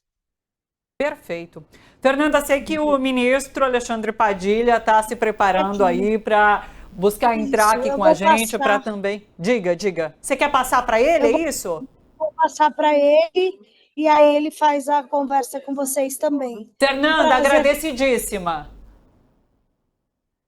Muito obrigada, um prazer receber a Fernanda, ela que passa agora para o ministro da Saúde, Alexandre Padilha, que também participa dessa Assembleia da Organização Mundial da Saúde, em que o Brasil apresenta, então, questionamentos, não questionamentos, mas apontamentos referentes ao Sistema Único de Saúde, enfrentamento de pandemias, já que o Brasil, inclusive, tem grande experiência em gestão de saúde aqui no Brasil, justamente por conta do SUS, da atuação do SUS. Inclusive, é interessante que a gente está falando muito sobre aspectos relacionados à pandemia, como a Laura trouxe, inclusive, já que na África, a África está passando por um surto de ebola, a Organização Mundial da Saúde, inclusive, fez alerta emergencial em relação ao ebola, mas tem essa questão também da saúde mental, que a Fernanda chama atenção, e eu sei que o ministro Alexandre Padilha fala sobre, também traz esse apontamento em relação à saúde mental, quando fala sobre a necessidade de regulação das apostas online, que é um problema vivido aqui pelo Brasil, que a gente está passando e que leva esse questionamento por conta da questão da saúde mental. Temos já o ministro Alexandre Padilha conectado já. Ministro, um prazer recebê-lo por aqui, seja bem-vindo. Queria te ouvir, então, sobre principais apontamentos que você leva a essa Assembleia da Organização Mundial da Saúde. A Fernanda comentou, inclusive, que você ia fazer reuniões bilaterais com alguns países para discutir questões específicas, como é o caso dos países da África. Bom dia, quero te ouvir sobre tudo isso. Olá, Thalita, uma alegria poder falar com vocês aqui desde Genebra, na Assembleia Geral da OMS. A gente sempre fala que a Assembleia Geral da OMS, a gente divide em 3 partes, né? Uma são essas reuniões bilaterais, que em geral são reuniões que a gente faz com vários países, alguns países para atrair investimentos para o Brasil, então, tanto de novos medicamentos para câncer, vacinas, temos uma sequência de reuniões aqui que começa de manhã cedo, vai até tarde da noite, então nos reunimos, assinamos novos memorandos com o Canadá, com a França, com Países Baixos, com o Reino Unido, com a China, com a Índia. Temos a reunião dos BRICS, a gente sempre aproveita a Assembleia para fazer uma reunião do conjunto dos países dos BRICS. Agora o BRICS é presidido pela Índia, temos muitas parcerias, estamos trazendo medicamentos para o câncer, medicamentos para vacina aqui no Brasil, tem toda a nossa relação com a China, dos hospitais inteligentes, e reuniões, por exemplo, com os países de comunidade portuguesa, né, que tivemos a nossa reunião dos países de comunidade portuguesa, e parcerias com países africanos, que aí tem muito interesse nosso, não só de estreitar essa parceria, formação profissional. Toda vez que a gente atrai profissionais para formarem aqui, depois quando eles voltam para Angola, Moçambique, temos um programa de continuidade disso, isso é muito importante para as nossas universidades, para os nossos hospitais, porque você tem um segmento, acompanhamento disso, e também de abertura de novos mercados, porque são países que compram e podem comprar tanto dos nossos laboratórios públicos, a Fiocruz exporta, por exemplo, algumas vacinas, quanto também das empresas privadas nacionais brasileiras, gerando emprego, renda aqui no Brasil. Por exemplo, tivemos uma reunião muito importante com o Egito, que tem todo o interesse em abrir o mercado para equipamentos médicos, dispositivos médicos. O Egito tem 120 milhões de habitantes. Então, esse é um primeiro ponto, assim, um primeiro eixo das nossas atividades aqui. O segundo são temas que o Brasil traz para cá. A gente fala que são temas que a gente busca aprovar resoluções, né? A Fernanda estava falando para vocês uma resolução, por exemplo, que foi o Brasil que aprovou sobre a participação social. Então, temos uma resolução sobre o tema das bets. Queremos deixar claro que as apostas eletrônicas é um problema grave de saúde pública. O Brasil está buscando enfrentar isso através dessa parceria do Observatório Saúde Brasil de Apostas Eletrônicas, Ministério da Saúde e Ministério da Fazenda, que, por exemplo, oferece para as pessoas, os cidadãos do Brasil, uma plataforma para que as pessoas possam entrar nessa plataforma e se auto-excluir. Nós começamos isso em dezembro do ano passado, até o final do mês de abril, mais de 400 mil brasileiros entraram nessa plataforma digital, pelo Nusul Digital, para pedir para não receber mais publicidade de apostas eletrônicas, que o CPF dessa pessoa não possa jogar mais, porque estava levando a sofrimento mental, a situação financeira grave de endividamento. Então, o Brasil está trazendo esse tema das bets. Inclusive, achamos que tem que ser tratado como foi tratado o tema do tabaco, em relação à publicidade em eventos esportivos, né? Então, lembrar o tabaco, os eventos de Fórmula 1, foram todos com publicidade de tabaco, vários dos eventos esportivos. A proibição disso foi muito importante para reduzir o consumo do tabaco, do cigarro, no Brasil e no mundo. Então, nós temos focado nesse tema das bets, temos focado no tema dos ultraprocessados, também uma resolução que o Brasil está trazendo para a OMS. Nós conseguimos aprovar no ano passado a proibição da propaganda digital, as chamadas fórmulas lácteas, né? Aquele leite em pó que acaba substituindo o leite materno, isso é muito grave. A gente conseguiu aprovar recomendações da OMS para proibir marketing digital, agora queremos fazer isso também para os ultraprocessados em geral, né? Então, são dois temas fortes que nós trazemos. E o Brasil preside a coalizão das 20 nações mais ricas do mundo para estimular a produção local. Então, nós teremos hoje à noite, às 7 horas da noite aqui em Genebra, o encontro dessa coalizão. Vários países das 20 nações mais ricas participam do comitê dessa coalizão que está estimulando exatamente isso, a produção local. O Brasil, por exemplo, voltou a produzir insulina depois de 20 anos que não produzia insulina no Brasil, graças a uma parceria com a China, outra com a parceria com a Índia. Nós estamos fazendo pelo SUS, entregando a vacina da bronquiolite para gestantes, uma vacina que custava R$ 1.500 nas clínicas privadas, agora está de graça o SUS, já vacina de 1 milhão de gestantes, graças a uma parceria que fizemos com a empresa dos Estados Unidos, Transferência de Tecnologia para o Instituto Butantan. Então, a coalizão do G20 cria essas parcerias de coalizão que são muito importantes para nós. Perfeito. Estou com Laura Capriglione e Eduardo Castro por aqui. Eu vou passar para eles que também estão interessados, têm curiosidade em saber o que está sendo debatido aí na OMS. Laura, por favor.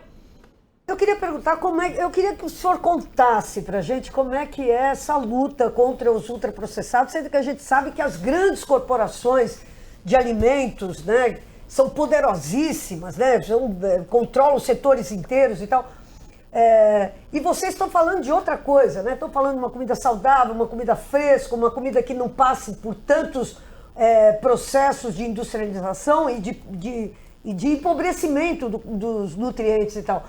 como que essas grandes empresas, esses monstros, né, como a Unilever, como, enfim, tantas outras, né, a Kraft Food, como que eles estão reagindo a essa ofensiva que vocês estão empreendendo em prol de uma alimentação mais saudável e mais pura para a alimentação, para a população, desculpa. Laura, essa é uma grande batalha, né? Eu sempre falo, Laura, que o sonho desses grandes conglomerados de produção de alimentos é que se come exatamente a mesma coisa aí em São Bernardo, na Amazônia brasileira, aqui em Genebra, na África, na China, porque aí eles vão distribuir aquilo que eles produzem em escala industrial de produção absurda, aumentando seus lucros. Então, é uma ação muito forte, inclusive na parte de marketing, agora do marketing digital, na publicidade como um todo, de tentar capturar os orçamentos públicos da chamada merenda escolar, né, da alimentação escolar dos governos. Então, nós fizemos um encontro hoje, foi capitaneado pelo Brasil, pelo Uruguai, pela França e pelo México, que é chamando os países e apresentamos uma proposta de resolução para a Organização Mundial de Saúde de proibição do marketing digital nos ultraprocessados. Nós conseguimos aprovar essa resolução no ano passado sobre essas fórmulas lácteas, né, que eu falo que é o primeiro ultraprocessado que eles tentam fazer com que o ser humano coma, substituindo o leite materno com aquelas fórmulas, né, aquele tipo de leite em pó, que já vai tirando algo tão importante que é o leite materno, que não só alimenta um alimento mais adequado, mas também gera imunidade, né? A nossa vacina que a gente colocou para a vacina contra a bronquiolite, para as gestantes, quem toma é a gestante e já protege o bebê quando o bebê nasce, né? Então, nós conseguimos aprovar isso no ano passado das fórmulas lácteas, eu dizia que já era o começo dessa nossa luta, apresentamos isso aqui, teve uma apresentação muito importante da professora Patrícia Jaime, que é da Faculdade de Saúde Pública da USP, que faz parte de um grupo que envolve a Lancet, que é aquela revista, uma revista muito conceituada, científica, que trouxe evidências científicas muito fortes agora já da associação dos ultraprocessados com diabetes, com hipertensão, com cânceres intestinais, né, e também com a destruição dos hábitos de produção, sufocando a agricultura familiar. O Brasil é visto como um país que tem políticas bem-sucedidas nisso, né? Nós somos o primeiro país a criar um guia nacional de orientação à população brasileira, parte nutricional, usando inclusive uma evidência científica criada por um professor brasileiro, professor Monteiro, na Faculdade de Ciência de Saúde Pública da USP, que virou uma classificação internacional chamada NOVA, que cria essa categoria de ultraprocessados, minimamente processados, produtos in natura, porque isso facilita a organização da política pública, a própria identificação, né? Sai daquela coisa assim de você ter que ver o rótulo, qual é o ingrediente, daquela lógica dos ingredientes fragmentados, com a lógica de saber, quanto mais na sua alimentação tiver produto in natura ou minimamente processado, vai ser melhor para a saúde. Nós mostramos o quanto que esse guia orienta o nosso Programa Nacional de Alimentação Escolar, que é financiado pelo Ministério da Educação e o Ministério da Saúde apoiando. Mostramos a nossa política de rotulagem, que a Anvisa que faz, que é muito importante, é um avanço, reconhecido como um avanço por vários países. O Uruguai mostrou a sua política, a França e o México.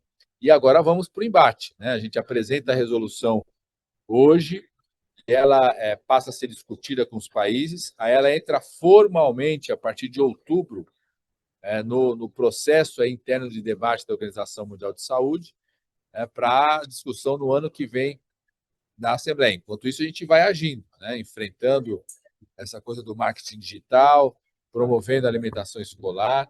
O presidente Lula retomou no Brasil as chamadas equipes multidisciplinares das equipes de saúde da família, que são nutricionistas que podem atuar junto com a equipe de saúde da família, então, para orientar lá na unidade básica de saúde. A gente faz o Saúde na Escola, são 110 mil escolas que participam disso, a gente leva as equipes de saúde da família para dentro da escola, faz orientação, verifica como é que está a qualidade da alimentação escolar, faz ações de atividade física para combater a obesidade. Nós vamos chegar a 2.000 academias da saúde financiadas pelo SUS. A gente constrói a Academia da Saúde, ajuda o município a contratar professor de educação física, tudo, mas é uma grande batalha, um enfrentamento como é o enfrentamento contra a indústria do tabaco e as bets, são grandes conglomerados que afetam muito a saúde. Uma das coisas que é reconhecida aqui, nós chegamos a receber no ano passado um certificado, um prêmio aqui da OMS, eu e o então ministro da Fazenda, Haddad, né, meu colega de governo, por conta da nossa reforma tributária, porque na nossa reforma tributária nós zeramos impostos dos alimentos in natura, dos alimentos essenciais da cesta básica, e criamos um imposto seletivo para os produtos nocivos à saúde, inclusive para as chamadas bebidas açucaradas. A gente foi premiado, eu, enquanto ministro da Saúde, e o ministro Haddad, ministro da Fazenda, que hoje está no governo, que é pré-candidato a governador em São Paulo, também foi premiado aqui por ser uma reforma tributária inovadora nesse sentido, no país, de também favorecer a saúde. Ministro, preciso encerrar com você. Sei que tem mais participações por aí. Muito obrigada por nos atender. Um grande abraço e até uma próxima oportunidade. Um grande abraço, Thalita, Laura, Eduardo. Um abraço a cada um de vocês. Até. Muito obrigada. O ministro Alexandre Padilha, ministro da Saúde, direto de Genebra, na Suíça, onde participa da Assembleia Geral da Organização Mundial da Saúde. Aliás, vamos continuar falando um pouquinho sobre essas questões, não só relacionadas à saúde, mas que nos afetam como um todo. O alerta internacional é para a possível formação de um super El Niño ainda em 2026. Alguns estudos já trabalham com a hipótese de um fenômeno extremo, que poderia ser o maior desde a década de 1870. No Brasil, isso pode significar mais chuva e eventos extremos no sul, especialmente no Rio Grande do Sul e em Santa Catarina.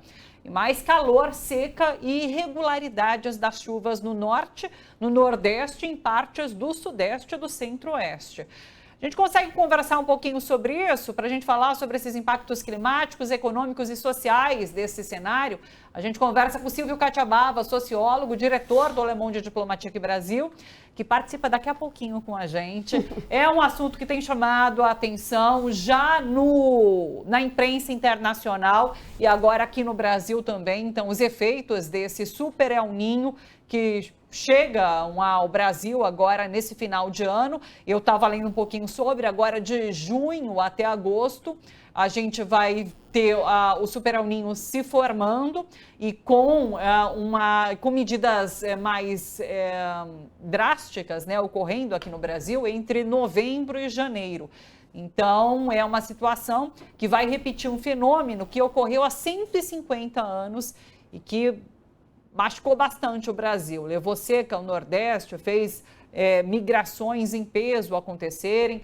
Então, a gente vai ver a repetição desse fenômeno que é bastante severo aqui no país. Daqui a pouquinho a gente conversa com o Silvio Catiabava sobre isso. Enquanto isso, eu vou para a comissão especial que debate o fim da escala 6x1. Na Câmara dos Deputados, a comissão que é presidida pelo deputado Alencar Santana. Nesse momento, a gente tem o deputado Leonardo Monteiro, do PT de Minas Gerais, fazendo uma fala. Vamos para lá ouvir rapidamente? De escala 6x1, a pessoa chega em casa à noite e sai de madrugada. Então, principalmente as mulheres, senhor presidente, não tem nem contato com os filhos ou com as filhas que estão em casa. Então, é uma jornada de trabalho muito injusta. Eu tive outro dia, num debate lá em Minas Gerais, em Ipatinga, no Sindicato dos Comerciários, e estava lembrando do meu tempo que eu era comerciário. A gente trabalhava, pegava serviço de manhã, largava o serviço à tarde, à noite, e ia para o trabalho para poder estudar. Com essa jornada que está agora, inclusive, eu vejo aí os grandes supermercados e funcionários de shopping, que muitas vezes funcionam até 10 horas da noite, de segunda a sábado, e às vezes aos domingos. Olha, categoria que é comerciária tem uma tradição que na verdade é o primeiro emprego da maioria dos trabalhadores e da trabalhadora. Se ele não tem tempo nem de estudar, como é que esse jovem pode pensar em conseguir um outro emprego melhor, além de comerciário? Olha só, a gente vai de uma comissão para outra. Vamos para a Comissão de Assuntos Econômicos, onde acontece uma audiência nesse momento com o presidente do Banco Central, Gabriel Galípolo. Renan Calheiros falava há pouco, agora a senadora Leila Diniz. Vamos para lá? Vou na íntegra a emenda. Meu amor, foi aprovada e sancionada pelo Congresso Nacional. E mais, teve a contrapartida, porque o presidente da Câmara dos Deputados recebeu um empréstimo. E tiramos a obrigatoriedade, não é obrigatório, Senado tirou presidente da Câmara dos Deputados recebeu um empréstimo, certamente como contrapartida, do Master, de 140 milhões, em nome do irmão e da cunhada. Perguntado a cunhada pela Folha de São Paulo, ela disse que receberam apenas 22 milhões. 22 milhões. Então, essa investigação, ela cada dia desnuda os fatos. Desnuda os fatos. O ex-presidente da Câmara dos Deputados, que igualmente assinou essa emenda, Arthur Lira, recebeu, isso já foi publicado, recebeu através do empresário Valverde, de Brasília, operador do BRB, do Master e do ex-governador Ibanez, recebeu uma casa de mais de 30 milhões de reais no Lago Sul e comprou recentemente um jatinho onde o Valverde é dono de 50% dele. Então, essas coisas estão comprovadas. A imprensa, muitas vezes, não amarra as pontas, porque talvez não queira amarrar. Mas o Supremo Tribunal Federal está julgando a inconstitucionalidade, senadora Leila, dessa emenda Hugo Lira, aprovada no Congresso Nacional e sancionada pelo presidente da República. Já tem 3 votos pela inconstitucionalidade. Seria o caso do Supremo aproveitar a viagem e investigar a contrapartida pela aprovação da emenda. Esse caso é muito mais grave do que o caso da emenda que não foi aprovada. Só para reforçar, muito mais grave do que o caso. A gente está acompanhando a fala de Renan Calheiros, que é a mesma que a gente trouxe ontem, em que ele acusa a cunhada de Hugo Mota, o presidente da Câmara dos Deputados, de receber um repasse de 140 milhões do Banco Master, que tem a ver com aquela questão dos créditos de carbono que a Laura explicou para a gente. Então, ele está trazendo isso nesse momento, nessa comissão que recebe Gabriel Galípolo, o presidente do Banco Central, e que trata dessa questão. Deixa eu só corrigir, eu falei Leila Diniz, não, Leila Barros, pessoal, a senadora, que está, inclusive, nesse bate-boca, nesse momento, com o senador Renan Calheiros. Qualquer novidade das comissões que acontecem nesse momento, eu trago aqui para vocês, tá bom? Agora, sim, eu tenho o Silvio Catiabava, sociólogo, diretor do Le Monde Diplomatique Brasil, para a gente falar sobre esse fenômeno do Super El Niño, que deve chegar aqui ao Brasil e causar estragos. Silvio, bom dia, sempre um prazer te receber, tudo bem por aí? Tudo bem, Thalita, mas a situação não está tão bem assim, né? Esse anúncio aí do El Niño, desses desastres que estão por vir, ele está ficando regular. 2024 foi o ano mais quente do planeta desde que se começou a fazer o registro das temperaturas, né? E a história é muito mais complicada, porque, por exemplo, o El Niño vem porque o aquecimento da superfície do Oceano Pacífico, né, ele não é afastado, essa parte de cima que vai esquentando, não é afastada pelos ventos, e isso vai criando uma temperatura maior que vai alterar todo o equilíbrio ecológico. Por exemplo, né, nós estamos falando dos efeitos sobre a Terra, mas há um efeito vasto sobre a vida nos mares. Há dúvidas, por exemplo, se com as temperaturas crescentes, os peixes que são de água fria, como o salmão, por exemplo, eles podem continuar sobrevivendo. E há também toda uma cadeia alimentar no mar, que começa com aqueles pequenos camarõezinhos, os crios, que são criados, eles vivem perto dos corais.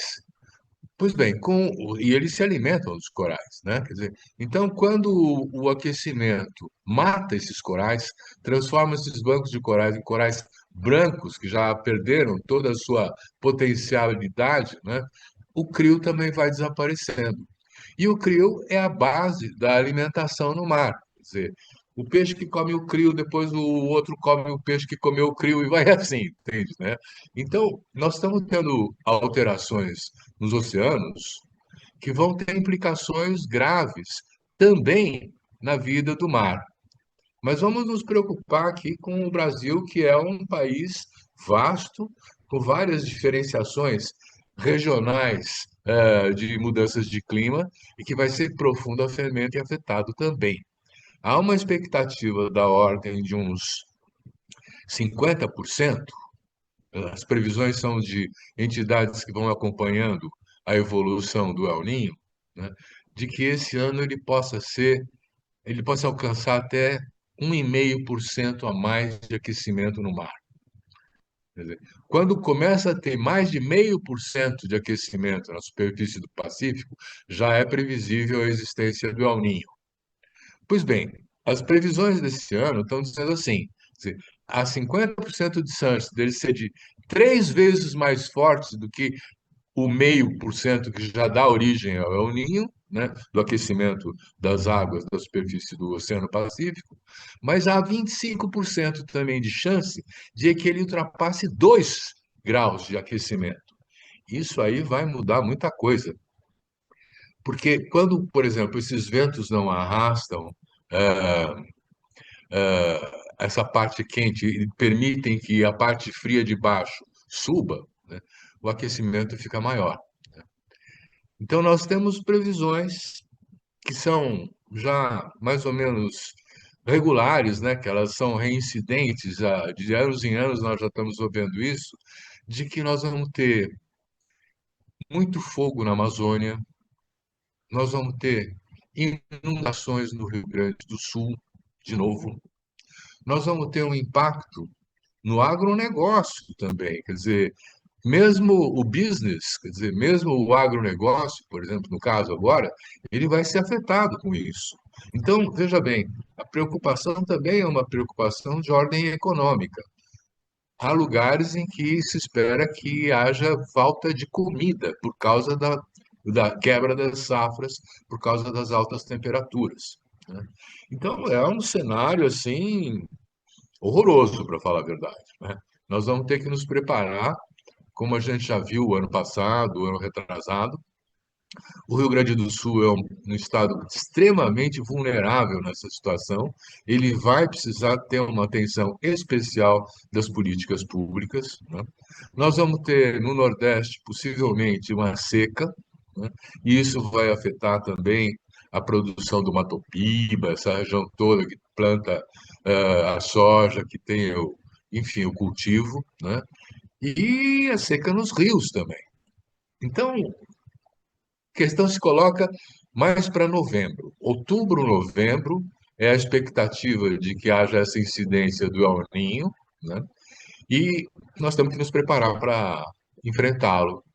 Ainda é tempo de preparar as regiões mais vulneráveis para que elas possam fazer o que dá para fazer nesse momento, né? Sim. E isso implica em criar abrigos para poder alocar os desalojados. Isso implica em fortalecer as equipes de bombeiros, a defesa civil, né? Isso implica em ter orçamento no orçamento municipal, no orçamento estadual, para poder socorrer, né? Nós temos que ter equipamentos, né? Onde é que os colchões, os lugares para dormir, eu reforçaria, inclusive, que essas oportunidades, essas situações de crise, abrem oportunidades também para a gente estender programas sociais interessantes. Eu sou um defensor do restaurante do Bom Prato, aquele que a prefeitura, que um governo do estado faz uma composição e vende a comida a R$ 1, a R$ 2, o prato de comida para todos que precisam. Então, esse já é uma medida interessante, mesmo sem o El Niño, mas com um reforço, inclusive, para aquelas situações que vão ser afetadas.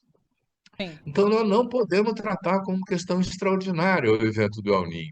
É uma questão que se repõe de anos em anos, às vezes o intervalo é de 2 anos, às vezes o intervalo chega até de 7 anos, né?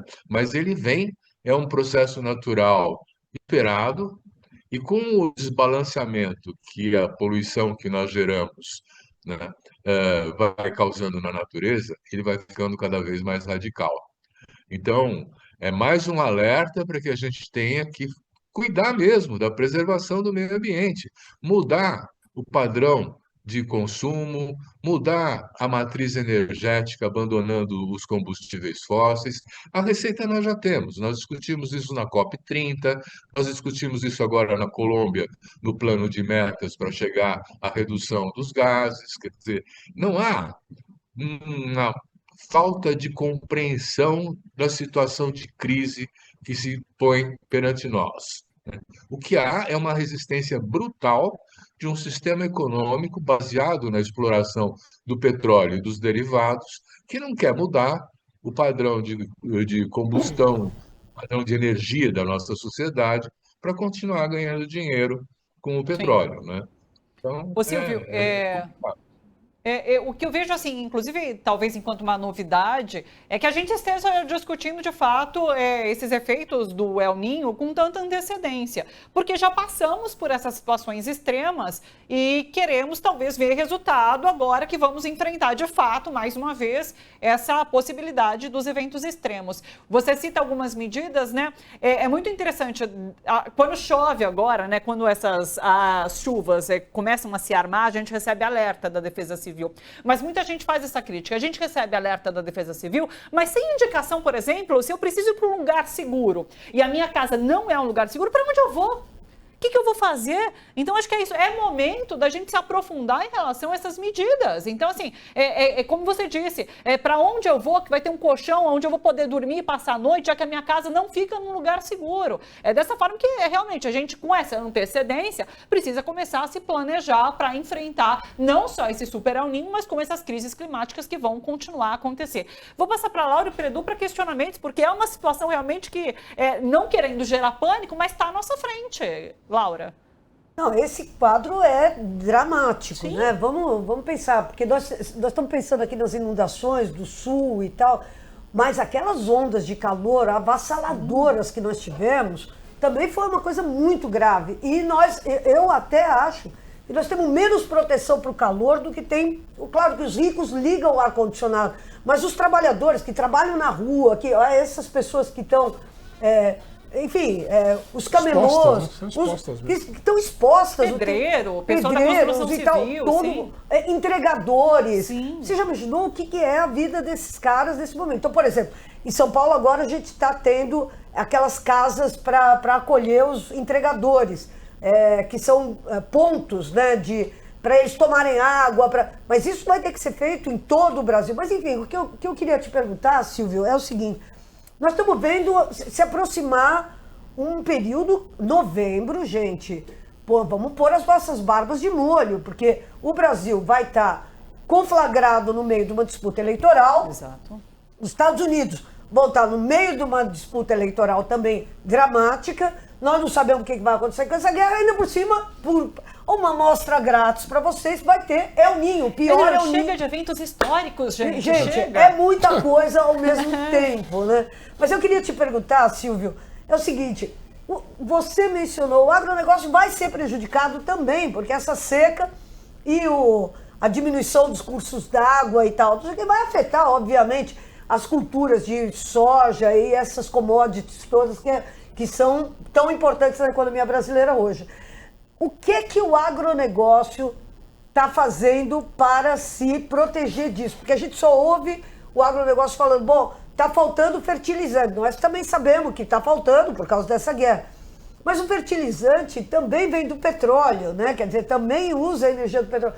Como que você vê essa saída para isso? Quer dizer, se continuarmos usando petróleo, teremos o agravamento dessa crise climática. Se não usarmos, então qual é a saída também para o agronegócio? Estou perguntando Vamos supor que eu sou a Simone Tebet, que é o agronegócio do bem.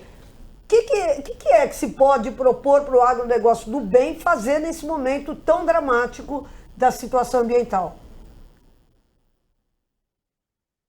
Olha, eu acho que o que a gente tem, assim, historicamente acumulado como resposta para isso, perdão, né, é que o Estado vai cobrir o déficit e o buraco financeiro que a crise vai gerar para o agro, né? Nós já temos um momento de inadimplência alta do agro hoje, por conta dessas dificuldades de transporte que estão se desenhando com a guerra lá do Irã, né, com o Estreito de Hormuz, né? Mas o que vai sobrar é que o cidadão brasileiro, você, eu, o Edu, a Thalita, todos nós vamos pagar, né, o buraco que o agronegócio vai abrir pelo fato de não ter conseguido a produção esperada, enfim, com a crise da temperatura. Você veja bem, o agronegócio, Laura, ele não se preocupa em preservar os olhos d'água. Existem muitos pequenos córregos, muitos pequenos olhos d'água que, para que a extensão da soja, por exemplo, possa ser aquela coisa que a gente vê até o fim do horizonte, né, eles ignoram. Então, eles vão secando o chão, né? E isso afeta também o volume de água dos rios, porque esses córregos, esses olhos d'água convergem para os rios, né? Então é o próprio agronegócio que está dando um tiro no pé nesse sentido, porque ele vai aos poucos, né, limitando cada vez mais a sua possibilidade de captação de água. A evolução disso requer um pouco mais de tecnologia, um pouco mais de ciência, um pouco mais de conhecimento, no sentido de que a gente não pode desperdiçar água, né? O agronegócio desperdiça 40% da água que usa para irrigação. E veja bem, o agronegócio consome, do total da água do Brasil, 70%, né? É incrível, mas a gente fala assim, nós já comentamos isso aqui em outros programas, né? Os programas que falam assim, você tem que reduzir o tempo de banho no chuveiro para economizar água. Quando a economia urbana da água não passa de 20% da água, né? Então, nós temos que olhar as grandes fontes de consumo de água, eles têm que mudar a tecnologia da irrigação, por exemplo, né? Há experiências de Israel, uma delas, muito bem sucedidas, de irrigação por gotejamento, com uma regulação por computador. Não é esse negócio de ficar jogando água e desperdiçando de tal forma, né? Então, o agronegócio vai ter que se defender, mudando a tecnologia para continuar produzindo, né? E vai mamar de novo nas tetas do Estado, né? Quer dizer, a pressão que eles têm com os 300 parlamentares que controlam o Congresso Nacional permite que eles peçam uma ajuda extra e depois não vão pagar, vão renegociar a dívida. Enfim, a gente já conhece essa história, né?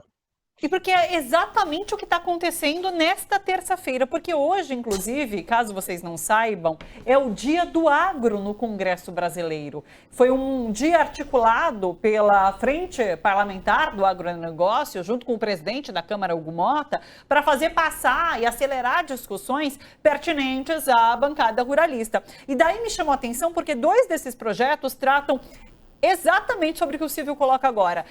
Frente aos desastres climáticos, os ruralistas buscam se defender com renegociação de dívidas e facilitação para acessar essas... Não pagar o que eles já pegaram, devem, e querem facilidade para pegar mais. Para pegar mais. Exatamente isso, tanto na Câmara quanto no Senado. Os 2 projetos principais em debates é para isso. Então, assim, eles estão se articulando. A gente fala assim, o que está sendo feito, né, pela bancada? Eles estão fazendo isso, eles estão se protegendo, se autoprotegendo. Edu?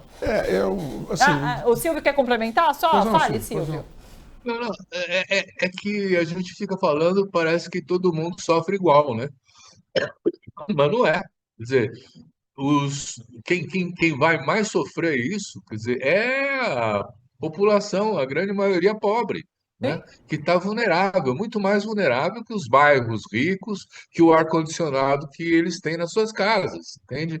Então, quer dizer, nós não podemos tratar como um fenômeno que incide sobre todos com a mesma intensidade, porque nós precisamos gerar políticas públicas que atendam às particularidades de cada setor, né? Então, quando você tem, por exemplo, uma situação de uma temperatura que vai chegar a 38, 39, 40 graus, né? Veja bem como se comportam os bairros da periferia e como se comportam os bairros do centro da cidade, os jardins, né, de São Paulo. Quer dizer, para os jardins não acontece nada.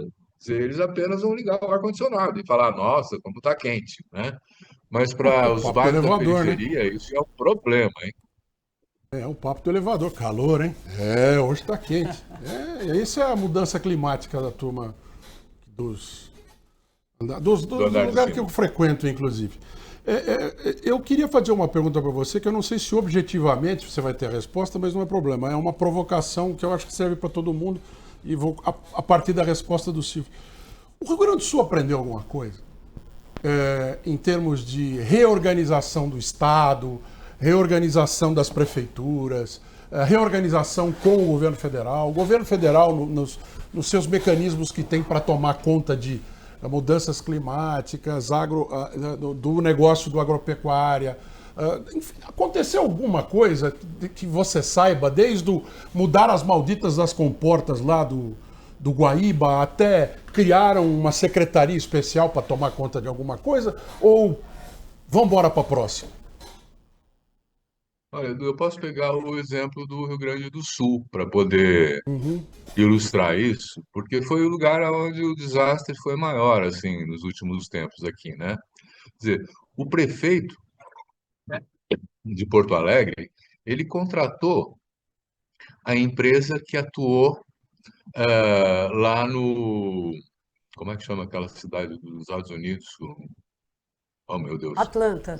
Não, é Isso, New Orleans, isso, Nova New Orleans. Orleans, isso, né? Ele contratou o pessoal que fez um plano de urbanização de New Orleans, né, para fazer aumentar a qualidade da cidade, mas fazer uma discriminação cada vez maior entre os ricos e os pobres. Então eles aproveitaram a inundação em New Orleans para redesenhar o urbano de maneira a criar oportunidades de negócio para o mercado imobiliário. Não estavam pensando exatamente na qualidade de vida e na defesa da cidadania, né?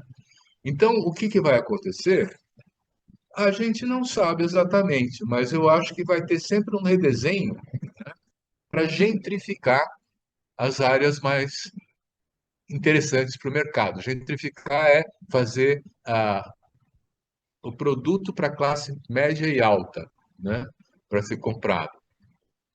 Então, de fato, quer dizer, vai haver acomodações e oportunismos com essa crise. Evidentemente, quando faltar água, vai ter um caminhão de água mais caro para poder atender a necessidade, tal. Isso faz parte da lógica de mercado, mas não faz parte da lógica de uma política pública de defesa da cidadania, porque quem fica de fora é quem não tem grana, né? Então, nós poderíamos ter aprendido mais, mas eu não vejo os prefeitos, por exemplo, eu não vejo os governadores muito preocupados com o povo mais pobre. Eles são parte dos nossos latifundiários, parte do nosso agronegócio, parte de uma elite que tem uma tradição escravocrata ainda presente, que fala assim, os pobres que se lixem, eu quero é ficar na boa, né? E, de fato, a expectativa não é que haja uma grande diferença para isso. Quer dizer, eu vejo algum esforço, e é preciso reconhecer, da parte do governo federal, por exemplo, em socorrer o Rio Grande do Sul, em atender demandas, em aumentar o controle sobre o fogo que é colocado propositalmente para a expansão das terras cultivadas pelos latifundiários. E vamos parar de falar de latifundiário, são fundos de investimento, né? São empresas que são agora as controladoras da grande propriedade de terra. Nós não temos mais a pessoa física, que é aquele Matarazzo, aquele não sei o quê. Nós temos fundos, e esses fundos não têm nenhuma consideração sobre a dimensão social e humana, né, das implicações dos seus negócios. Eles querem a lucratividade e eles querem que os demais se lixem, porque eles não estão preocupados com isso, né? Então, o que a gente pode aprender? Eu diria que há uma receita para que as prefeituras se preparem para isso, já desenhada e é bastante possível, né? Mas é preciso, por exemplo, separar uma parte do orçamento agora para poder enfrentar essas questões. Não dá para não ter dinheiro para isso, né? Porque senão você pede socorro para o governo federal, mas o governo federal não consegue atender todo mundo, né? Quer dizer, então, haveria até a possibilidade de criar um manual para os futuros prefeitos, ou então alguma coisa que faça assim, olha, quando tiver uma crise dessa ordem, você não vai gentrificar aquela área para aproveitar a crise, você vai fazer habitação popular lá, coisas desse gênero, né? Eu tenho assim, eu gosto muito de acompanhar México e Argentina, né? E o México, depois do 19 de setembro de 1985, que não tinha nada para terremoto e matou 30 mil pessoas, eles criaram, hoje em dia tem um ministério que toma conta de terremotos, tem uma secretaria na Cidade do México que toma até hoje conta da relocação das pessoas que perderam, e não só de botar as pessoas dentro da casa, porque isso faz mais de 30 anos, não, mas do que veio depois. Tal. E a gente passou, foi todo mundo ajudar lá, legal. Aí Porto Alegre ainda reelegeu o mesmo prefeito e vamos embora, né? Vamos embora para a próxima. É isso que o Silvio está falando. Foi isso que aconteceu, pois é. É isso, Silvio, diga, para finalizar, para fechar.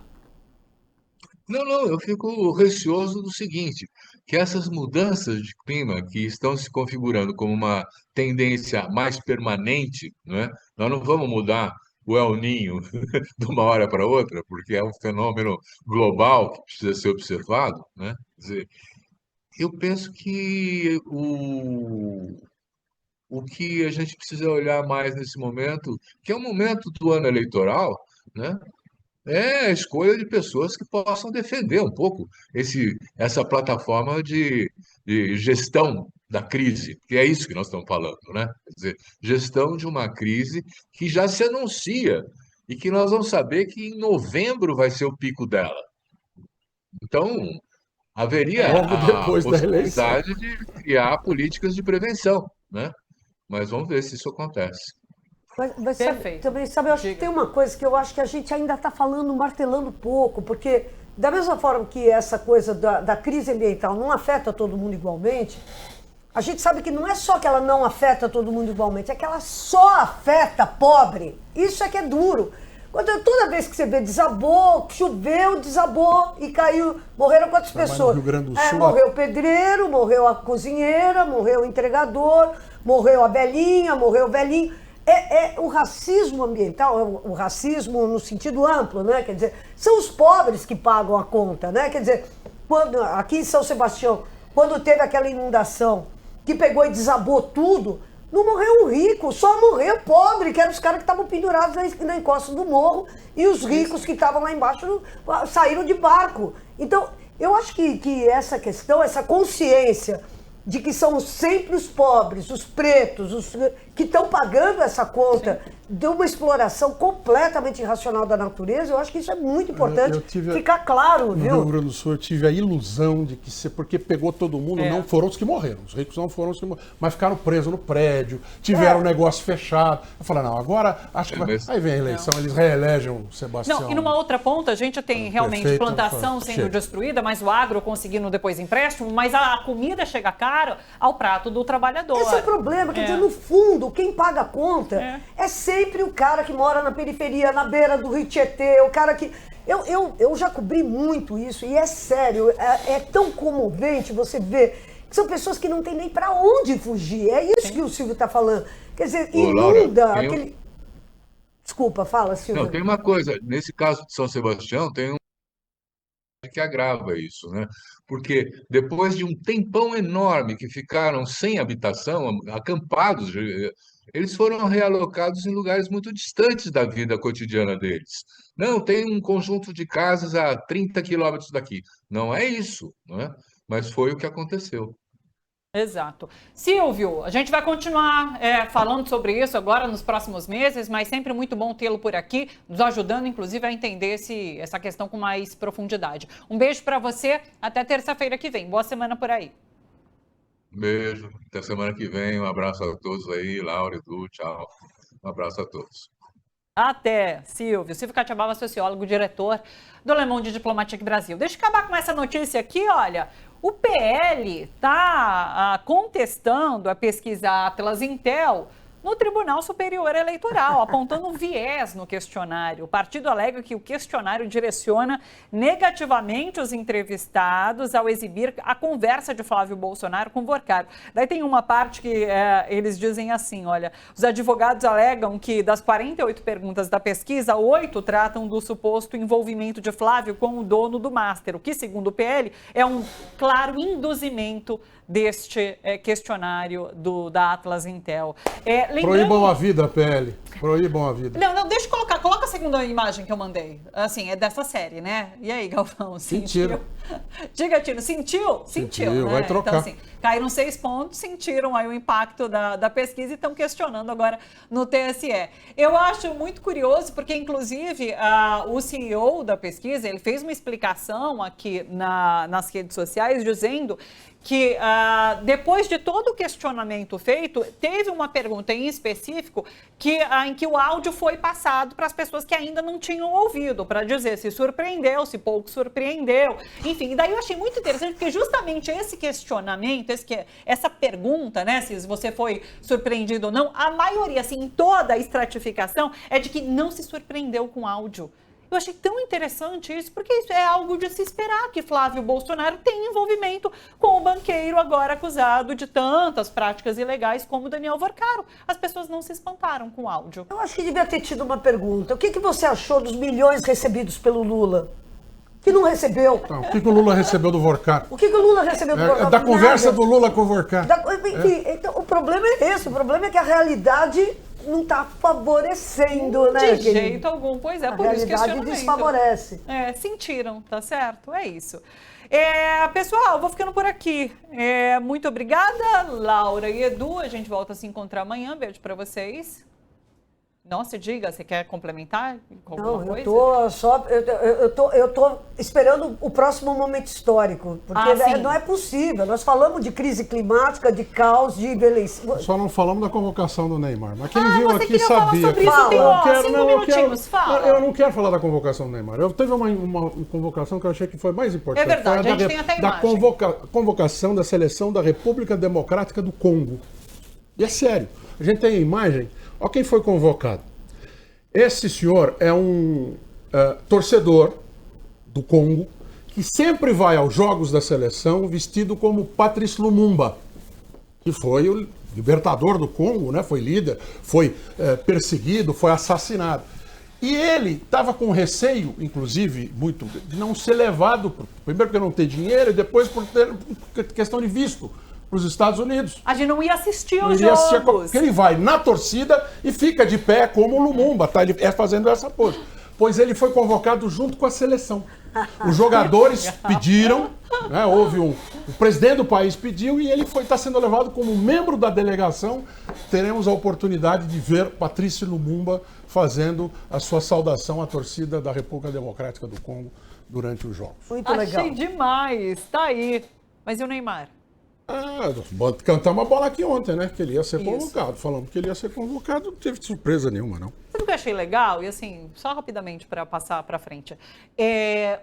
Tem muita gente falando sobre como as crianças comemoraram, né? Como tem uma juventude realmente que é muito fã do Neymar e ficou muito feliz por conta dessa convocação.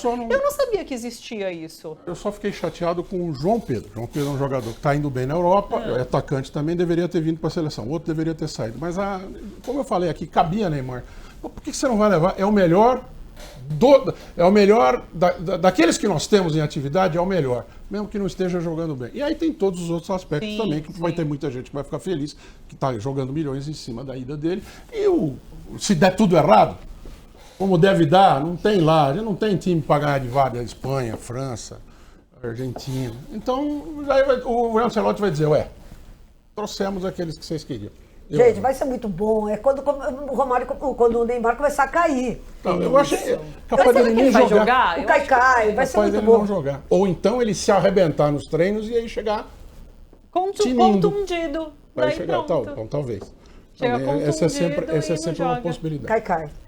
Só deixa eu chamar, o programa Le Monde Diplomatique Brasil vai ao ar aqui na TVT. Esqueci de falar, porque eu estava com o Silvio aqui conversando, né? Esqueci de chamar.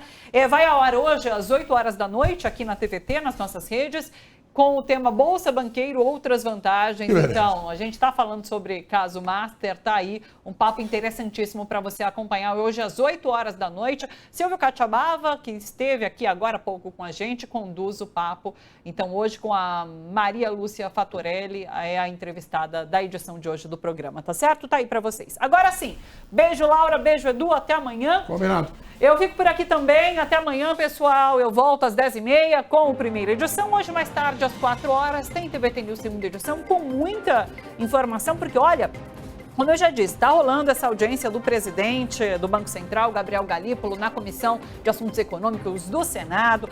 Tem a comissão especial da Câmara dos Deputados discutindo o fim da escala 6x1. E tem o presidente Lula com uma agenda cheia hoje, terça-feira, aqui no estado de São Paulo. Tem muita informação, então, para você acompanhar a partir das 4 horas da tarde no TVT News, segunda edição. Eu me despeço agora. Um beijo para vocês. Até amanhã. Tchau, tchau.